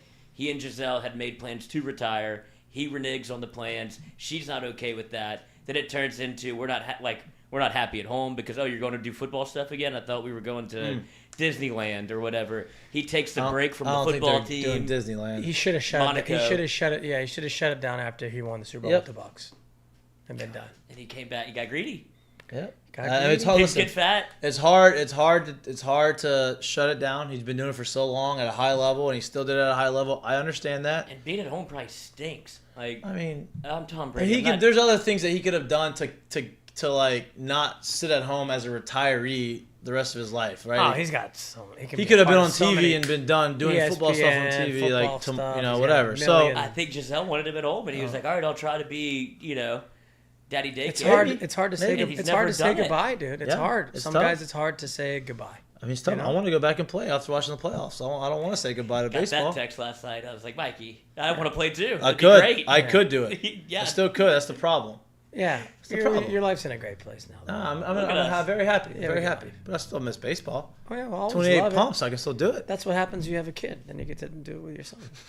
You're right. That's what I get to do here soon. Because you got a son. That's right. You got a son. That's right. I can't wait. Can't wait for a little Arlo. Jack. No, Arlo. Arlo. Peter Ochinko. Arlo. Arlo. That's the movie Argo. No. Me. Argo. What? No. Arlo. Arlo. Arlo. Yeah. Arlo. Hey, when's the first time you put a golf club in his hand? It'll be full golf and baseball. Now, Are we gonna let him try to dabble in the football world? look, I'm not gonna be the thing. Whatever makes me happy, right? Everyone says that. Yeah, dude. Soccer? Like if you want to, I'm out. Whoever makes it up, fuck that. If you want to play football, play football. You want to play baseball, right? You want to try golf? I would love him to stay golf and baseball, right? But if he wants to play football, Tell you what. Arlo Ochinko. Tell you what. All the sons in our friend group. Now we haven't had many. No, a lot I'm of daughters. solo, dude. Well, then Hollander. Right, But Hudson's way older. Hudson's like. He'll be 5. Yeah, and he lives in New Orleans. But listen, the amount of coaching, the amount of uncles and the coaches resources. on the I mean, if you he's setting himself up for success. If he wants it, he's setting himself up for success. As long as you stay focused and you have a little determination, there should be a good opportunity for golf, for baseball. Football just won't be big enough. He's gonna be too small for that. Let's talk about. You know who your grandpa is? Look, let's live up to that legacy. Right. Little Arlo. Right. You got an Ochinko name to, pass it down. Know who you are. That's right. Have you been keeping up with the baseball Tigers? LSU? A little bit? I shut Twitter? I shut it down Detroit. a little bit during the fall for practice, but I know that they're loaded. They've got plenty of good players. I got a good LSU story for you to end the show. Just one more or less little pop for the. Do you have another one? I have a good one. We can go for it now if you want. Are we going to do it for now? We can go now. It's 7:31. We're dabbling. We're in the fun part of the show. All right. This is when it gets loose. Yeah. All right. Okay. So. What brought the story up? What made you think about it? You're just actually, thinking. Before I came on the show, I was thinking how many more good stories I have left in the holster. I have a good 5 or 6, but this is a good more than that. Yeah, some of them aren't for camera. Right. But excuse me. Yeah. But so OnlyFans. Oh yeah. Jesus. This is for our Patreon. He said it, not me. It wasn't even me. All right. So it's 2008. Yep. Okay. This is before me. This is before 2008. Old Box. Yep. R.I.P. Old Box. Turned R.I.P. Paradise into a parking lot. They made a song about it, right? Okay. Great place. Old, greasy, fans on top of you, hot, not visually pleasing. History. Just grungy. But she can still do it for you. But it was great. It's like that old shirt you wear. It doesn't look good anymore, but you just put it on. It makes you feel a certain way. Yeah. Old Box. Okay. 08. Right? Sophomore year. That's the year we won the 23 game winning streak. We make it to Omaha. We're about a month and a half in. Team's not playing great. Okay? So it's practice. Coach has the breaking ball machine out there. He's, the pitching machine for breaking balls. All right? Worst day ever. Right? When he does it. So, and Mikey's not on the team yet. Nope. So, it's like a controlled scrimmage, situational hitting, just breaking balls. Whether we didn't hit breaking balls good before, we got breaking ball guy coming up. So we're hitting pop up, roll over, swing and miss, pop up, and you kind of know that Paul's starting to get it ornery, right? The volcano's about to erupt, right? And I'm catching. So Shimp hit. I remember the last swing. Shimp hits a pop up, and guy catches it. And his Paul's like, "All right, everybody up!" Right? So we all got up behind home plate, and he's standing there, and he goes, "This is the most fucking disrespectful fucking effort I've seen from anybody on the fucking team. This is pathetic fucking practice." Right? And we're just like, okay, here it goes. Right? It's building up. Okay. So then he goes, "Shimp, right? If I see you hit one more fucking pop-up, I'm going to puke in my shoes." And then you're like, all right, here he goes. He's going to start going down the line. And he goes, "Gode," right? Gode's a transfer from Delgado, right? Big dude hit homers. "I'm going to fucking get a bus to send your ass back to fucking New Orleans." Next, right? Hollander. He goes, "Hollander, do you realize that if we don't go to the World Series this year, you're going to be the only 4-year player at LSU not to make it to the World Series? You want to be remembered as the biggest fucking loser in LSU history?" Right? And at this point, everyone's like, oh, my God. Then he goes to me, he goes, "Ochinko, no wonder you can't hit the ball. I can smell you from back here. You smell like a brewery." Now I've become like the go-out guy from the 5-beer story. Now it's one thing after another, right? Then next, Matt Clark. Oh, big Matt Clark, the big king of the home run. Matt Clark ended up leading the league in home runs that year. He goes, "Oh, big Matt Clark, king of the solo homer. Would it hurt you to hit a couple homers with guys on base?" Right? Right? And we're all... So then he finally gets to the next guy, and it's Blake Dean. He's like 350, 15 homers. He gets to Blake, and he goes, "Blake."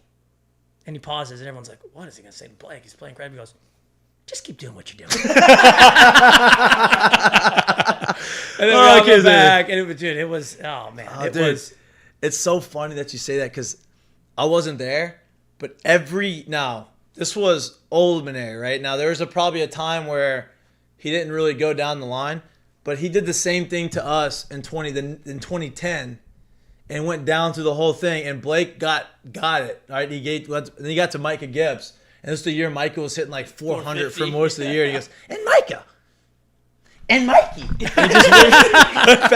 I'm like, and he had this fever blister on his lip. Oh, yeah. And as he's going, the fever blister busts, and it's bleeding all over his teeth and his mouth, and he's yelling like... The face gets red, the neck gets real red, that little Italian hair start coming out the top, and you're like, oh boy, here he goes. Hey, he's 5'6", and when he does it, he thinks he's 6'6". Oh yeah, that's back in the day when the program was trying to get back right. Oh, yeah. The pressure on him. The pressure on coach. We're not playing great. We're kind of playing 500 ball, and then I remember we go to Tulane that Tuesday. We win, and then we rip off 23, make it to the World Series, lay down the foundation for 09 for the next year. But yeah, dude, that's one story that stood out, man. Where I was like, he would just go down the line every time, dude. Right? Just checking your oil, man. Just being like, hey, man, like and you'd be like, he's keeping receipts on everybody. Receipts, man, receipts.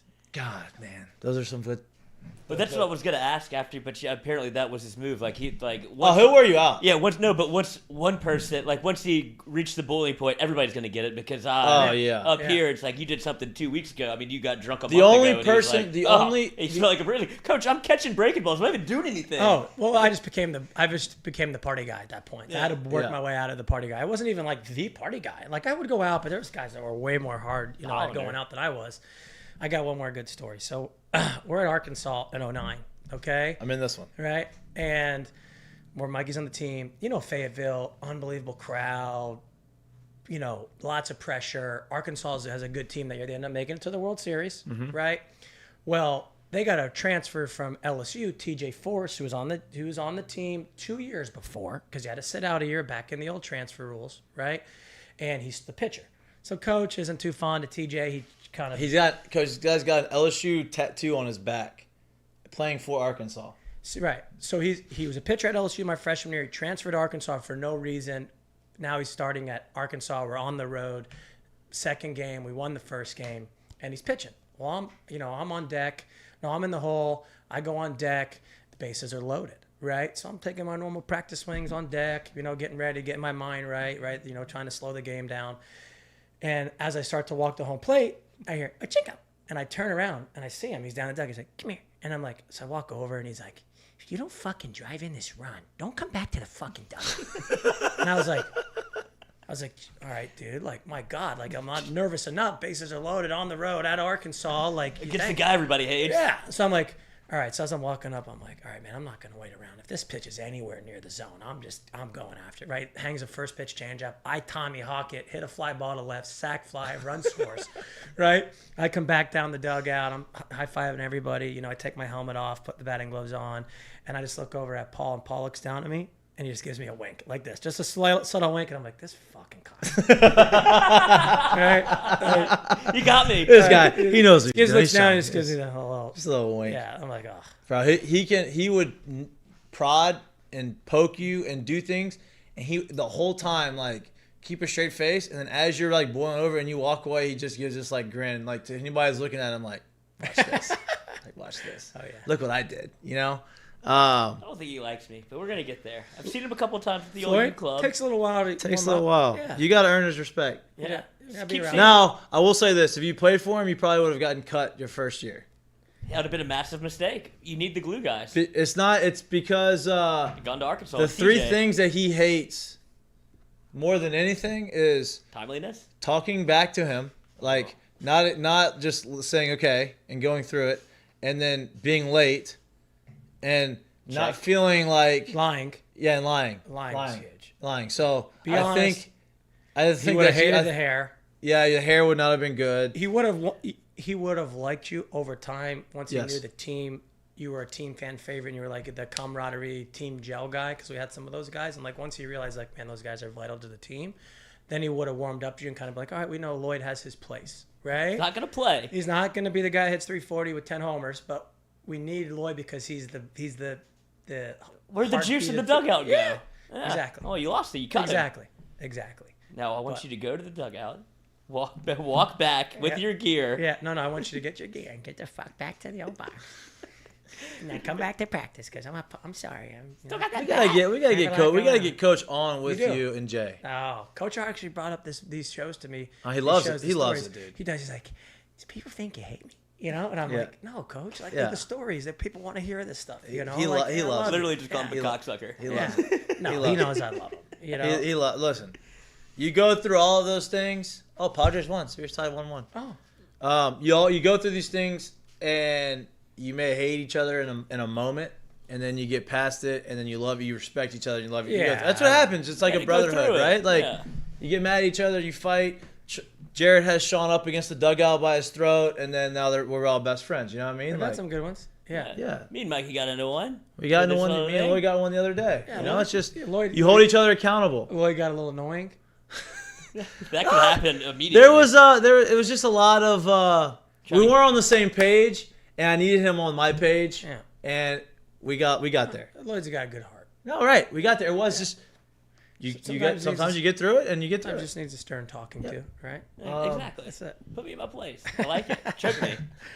Oh, Jesus Christ. That's dark. Okay, on that note, it's Wednesday. Wait, no, one more thing. This is actually serious. Is Paul one of the guys where you bring up these stories like, I didn't do that? Like, because the only reason I bring this up is because Skip, we've been doing Hold the Rope, and he's had previous players and one kind of doing a little bit of what we do here, and they all tell these stories to Skip, and he's like, that never happened. And Skip's like, oh yeah, because he has so many. I don't remember doing that. Because he has so many, for so many years. The practices blend together, the games blend together. Now the big games they remember. They batters, lineups, situations, stuff like that. But like going red and blasting the team, they probably don't remember. Like the players remember, right? And did I do that? And I'd be like, you did it. We all did it. We all know. Saying that, He'll I didn't do that. And Coach, you did it. It wasn't that bad. And it's okay. Yeah, it wasn't that bad. I said that. Yeah, you did, but it's okay. Because we all love you. It's fine. It happens. I've said some things I wish I didn't have to say. I would deny it or not remember saying them, but I did it. Everyone does it. It's all part of it. It's all part of the game. Maybe. It's Wednesday night. There's a Thursday night football game. Amazon has been getting hammered because the games are horrible. The games have been terrible. Outside of the first, I think they showed the viewership of the games. First ones was Chiefs Chargers. Is it going way down every game? Awesome. Yeah, it was like that was like the highest one. The next one was good. The next one was okay.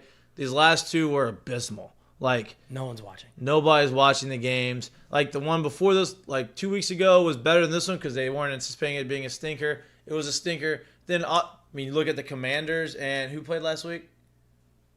Bears. The Commanders and Bears. You're like, okay, going in, like this is gonna be a stinker. Like this isn't gonna be a fun game. So now you go into Thursday Night Football. This region, we're gonna have all of our eyeballs on watching it, right? With some serious, our team's playing. The Saints are playing. They're playing the Cardinals. Both teams are 2-4. Doesn't look good on paper. Obviously, it means more to the state of Louisiana and the Mississippi, like the South Gulf Coast area, right? But are we gonna have another one? Are we gonna break the streak of stinky games on Thursdays? Because you have the Saints who I think it's gonna be stinky. Do you think Jameis plays? That'll change it. I don't know. I don't think he was listed as not like he didn't have a questionable or anything next to his name. But I don't think. Again? I don't think Dennis Allen has come out and announced a starter yet. No, that's what I'm saying. So he's not lit. He's on the injury report, but he doesn't have anything next to his name. It's not questionable day to day. He's just on it, and it's not good. It's not. I mean, listen, I'd like inactive. to see Jameis back. I think the Red Rifle has done well to keep us in games. Afloat. He hasn't lost games for us. We just haven't. We don't have that explosiveness in the offense right now. Now a lot of our explosive guys are hurt. Sucks. I feel like we're in the same position we were in last year, except Olave, if he's going to play this week, at least you have a number one. Outside of Marcus Callaway coming in as a number one, who's never been a number one. And you have Kamara, and you have Alvin still playing, which is nice. But in defense, I've been disappointed with our defense. I have been. I don't think the defense has been played to the level that they were anticipated playing. Defense? Right, yeah. I think their run defense has been a little bit inconsistent. Some teams have gashed them a little bit in the run. And then, you have obviously Matthew's been awfully quiet, huh? Yeah, Tyron's been. He's old. It's not old. He's not even that old. But he's got a lot of wear and tear on the body. He's been out there since He's 30. He's 30. Yeah, but the games that he's been in and how much he's played, like his entire career, he was pretty much played as a freshman at LSU and played. I mean, if you want to go back to high school, he played as a freshman there. Plays his first year in the NFL. Like he's an old 30, which I hate to say, but you saw it. Obviously, not many people can keep up with Jamar, but that was the play where like two ships passing in the night. Like I don't think that the it was new LSU is here. I don't think that was. I think that was just a bad. Like it was a bad angle. Like it wasn't that he got outrun. I just think you took a very bad angle on that play. Well, he was trying to make sure he didn't cut it back because he had no help out. Yeah. Like outside, he was trying to use the sideline as his friend, but that made for a terrible visual whenever you stutter for a second and Jamar just like, I'm just gonna run right by you. I mean, look, defense played well last week enough to I think win the game. Kicked 4 field goals. That's the problem. You get in the red zone, you score one of those touchdowns. You feel like if you got there 3 times, you kick 3 field goals. One of those is a touchdown. The game's over. You probably win the game. Listen, they're playing in Arizona. The Cardinals are in a bad spot. I think Kyler Murray is maybe he's getting a little bit exposed, and I think Kingsbury's getting a little bit exposed. I think he's about to get fired. And I think the Saints have a good opportunity. You said it a little bit earlier. The division's not very good right now. Everybody 3-3 Falcons, 3-3 Bucks, 2-4 Saints. Saints go win, they go 3-4. What are the Panthers 1-5? Yeah, Panthers aren't good. What do you think the best team in the division is? I don't know. I mean, right now you'd have to say the Bucks, but it's not. I think the Bucks, Falcons, and Saints are all in the same category right now. The Bucks win the division and go to the playoffs. You say the Bucks because of Tom. I know Tom's going through his own issues, but at the end of the day, it's Tom Brady. He's the quarterback. He's the one guy out of the 3 of those teams that you can rely on the most. Their defense has played the most consistent. They just haven't scored any points. Are the Falcons real? I don't think so. I think the Falcons are a good story right now. I think that they're going to. The beauty of it is the Saints beat the Falcons first game of the season. So they shouldn't have. I know, but they beat them, and that is tough. There's also, I mean, I feel like you can say this a lot too. NFL's hard. It's very hard to win the NFL. The Saints are 2-4. It's been a very weird year. The Saints very well could be 4-2 with the teams that they've played and like how they've played. The double doink, they've played very bad. Like it's disjointed right now. Very weird. And that's why I brought up Jameis is because if you don't want to see a stinker, Jameis will make sure that you see something exciting. He'll at least put up something, especially in his game. Yeah, and first game back off injury. I think all the guys are coming back soon. You know what I mean? Like you'd have to imagine that Michael Thomas is going to be back after this week. You have to imagine that Jarvis is going to be back after this week. You get 10 days between the games. You have to imagine that sometime soon they are going to be full strength, and you get this win at 3-4. You're a game or so back from the lead of the division. It's a weird season. Extras game. Like, you have an extra game in the season. Anything can happen. I just want the Saints to be good because I love going to New Orleans and I love watching the games on Sunday, and I need the dome to be rocking. Yeah. Man, I haven't done that. I know y'all probably talked about this when I went to go get that football in this water. But what was the feeling after after the Bengals touchdown to kind of ice the game? Was it? Oh, it was a downer. Downer? There's 2 minutes left, and they had multiple timeouts, but you just didn't feel it. You just didn't think the offense could charge down the field. Enough playmakers on offense. Everything was getting dropped underneath. Beginning of the game, you felt like, damn, Andy Dalton's making these third down throws, and he's getting 12, 15 yards a pop on these throws. I'm like, damn, this is they're highlighting Austin. Oh, there it is. Look at that. Like, damn, okay, he's making the throws he needs to make, and then the game got tighter, and the game got tighter, and the game got tighter. Those throws are no longer open anymore. How awkward is that for his parents? They don't know how to react. I know. I got a big hit, but it's off our kid. That's just so funny, isn't it? That's what I'm saying. It's the Bengals and the Saints. We're like, I used to love seeing this, and now I feel a little conflicted in the dome when you see. How stinky is A-Rod? I don't dislike him as much as you guys really? like him. I don't. I dislike. I think he's I don't think he's so genuine fake as at hell. all. I know, and I know he has that MO, but when you actually listen to his baseball takes, they're not bad baseball takes. No, he doesn't have. But I just. It feels like he doesn't know how to have any fun. It's how he says it. Like a corporate robot. Yep. Yeah. It's how he says it and the way it comes out of his mouth. I'm like, damn, I just don't want to listen to you talk. Right. You know what I mean? Like, how did he get to skate? But Barry Bonds is just like the worst person of all time in Major League Baseball history. Leads the world in homers. That's why. A-Rod does it. Now A-Rod's up facing 696. Yeah. But when you're the number one guy, man, you break all the records, and you did it with steroids, you're gonna get the heat. If A-Rod broke all the records, he'd be one getting more heat than anybody else. But you think that same thing, even if he was in the media like this and like he's trying to rebrand himself. Like Barry Bonds yeah, so much because Barry was he's known very as like rude to the media. He's definitely edgy, definitely a my way or the highway clubhouse guy from what I heard. Now, when you hear him talk now, he's pretty nice, but he's probably mellowed out in his old age. But yeah, I think he was off the shit. Tough to be around. But I don't know. I mean, I think all those guys should be in the Hall of Fame. Agree. And I mean, it's part of the era of baseball. If you're going to count dead ball era, all these different, like that's part of the era of baseball, and that's just part of your history. And everybody was on it at the time, and that's the way it was. These guys were very good players. They deserve to be in the Hall of Fame. I agree. People who don't count him as a home run king are stupid. Bush. Wait, when you talk about the old era of baseball, did you see the Babe Ruth diet? I mean, hot dogs, beers, like you see his workout of him like leg pressing the trainer. Like, I mean, I wish Nolan was in here doing his Babe Ruth swing. Yeah, imitate his Babe Ruth swing. Here, Miss Nolan, R.I.P. Nolan. Good show. Well, he would. Do you know what the diet is aside from just the hot dogs? Beer. Okay.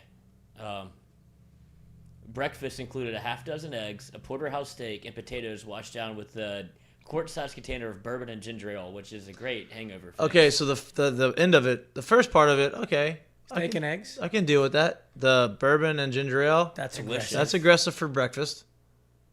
And then he would have at least 6 hot dogs after, and that would be his half breakfast. And that would be his breakfast. And then he would have 6 more hot dogs for lunch, another steak for lunch. Okay, time out. How do we know this? It's well documented. Wow. How well documented? I mean, this guy I was about to think that. How do we know that? Yeah, how do we know that? Have we talked to somebody that was living with Babe Ruth and said, "This is what I saw Babe Ruth eat this. This is what he used to eat." Sometimes the fish gets this big over the course. No of time, doubt, right? dude. I mean, but look at him. Oh, I'm not doubting. But He definitely was a booze hound and drank the hot dogs, but like he drank, he had 9 eggs plus a porterhouse in the morning. Like, okay, like plus a ginger every ale day and a little whiskey. Like, I know most of that's probably. Yeah, look, I'm not. I don't want to. But I mean, we don't know.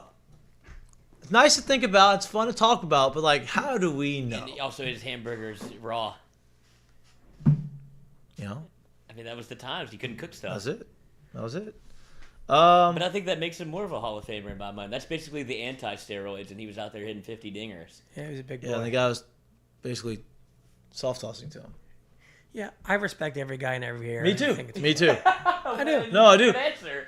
No, like Because I've always said this: the best players. If you put Mickey Mantle, now I know he like to go out and do, but if you put Mickey Mantle or you put he's the best player, Ted Williams in this era with that talent and with the resources that you have, Trout. Yep. You have the reason is the reason that people are bigger, faster, stronger now is because the resources, the science, they're more educated, they understand what to do. Like those guys are extremely talented. You put them in this situation with the same resources, I think they'd be the same. Oh, the bats are better. The bats are stinky. The balls are better. The balls are. Oh, stinky. guys are throwing harder. Yeah, Well, okay. Well, they get used to the guys throwing harder. Yeah, like it's all relative. I agree. Yeah, I agree with that. All right, I'm very hungry. I am too. All right, great show. We have 2 seggies. Real quick, this is the last easiest part of the show. Especially when you prepare for it. Not My Fault's brought to you by Dozy Place. We talked about it a little earlier. Great place to go have some dinner. We talk about supporter steaks. Babe Ruth would love it there. Babe Ruth would love it there. A lot of good whiskey. Great steaks. Great steaks. Also for lunch, if you want to have a nice little Friday, great hamburgers. Really? Maybe the best burgers in Baton Rouge. Maybe. A lot to pick from burger. But this is like all the scraps they take from their steak, from cutting their steak, they grind up and make into a burger. They only sell it for lunch. Fire. Is that a big boy too, like the steaks? That's nice. Yeah. Wow. I never had that. Steak fries are great. We went on a kick there. We were having Dozy Place like every Monday. They come here and cater for y'all boys? No, but they're right down the street. You know, we go get them. That guy's a big LSU fan. Yeah. He likes to have a good time. This is Dozy Place. Not my fault. Not my fault.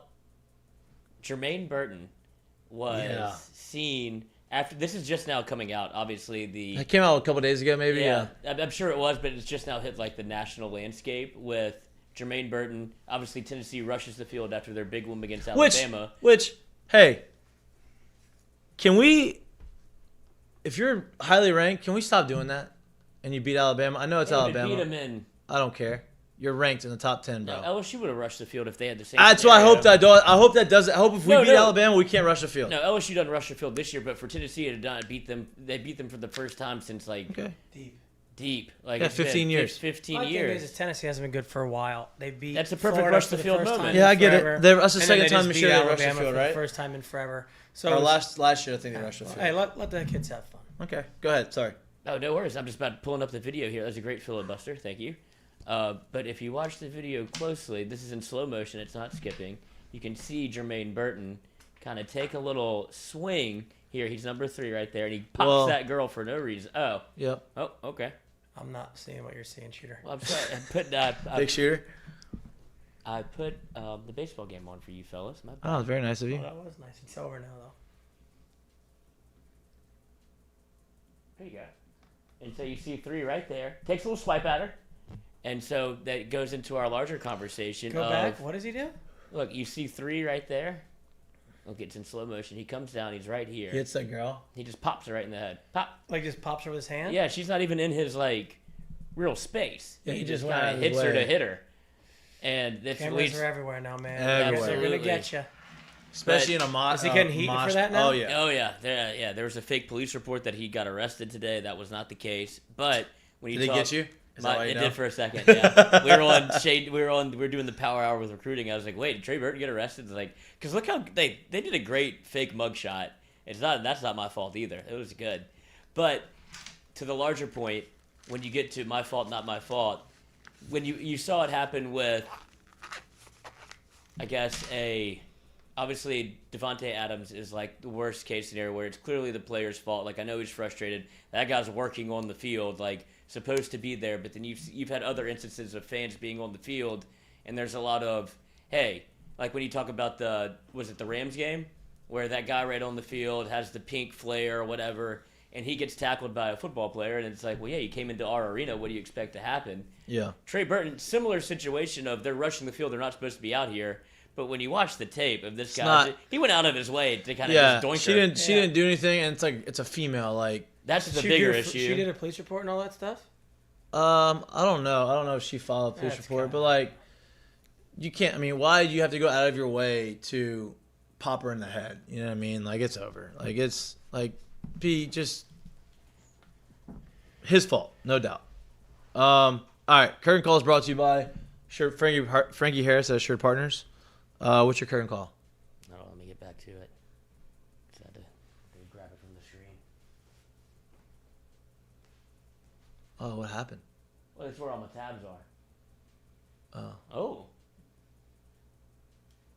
But Frankie Harris, Assured Partners, we have a curtain call, which we have a couple of them. If I can find my tab, which I can't. Here we go. Okay.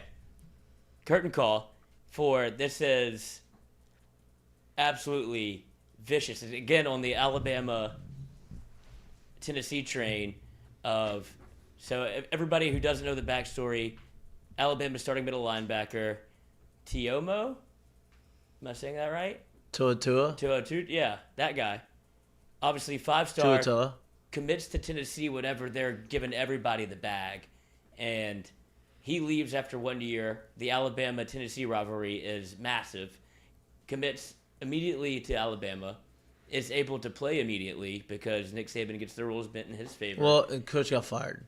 Right. That was the real reason. But regardless, he puts out a video of, he has a thing where it's called like a business trip. That's his like thing. He picks up a briefcase, puts a tie on. It's like, this is a business decision. That's why I went to Alabama. He puts out another video heading into the Alabama week where this is what it looks like.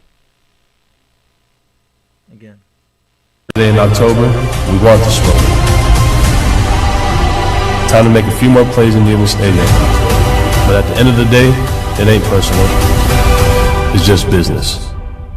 It's just business. That's all it is.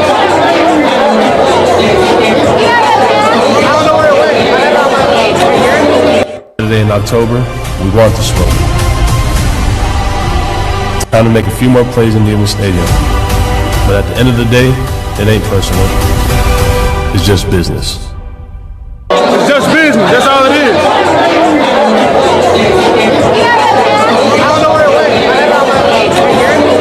Today in October, we want the smoke.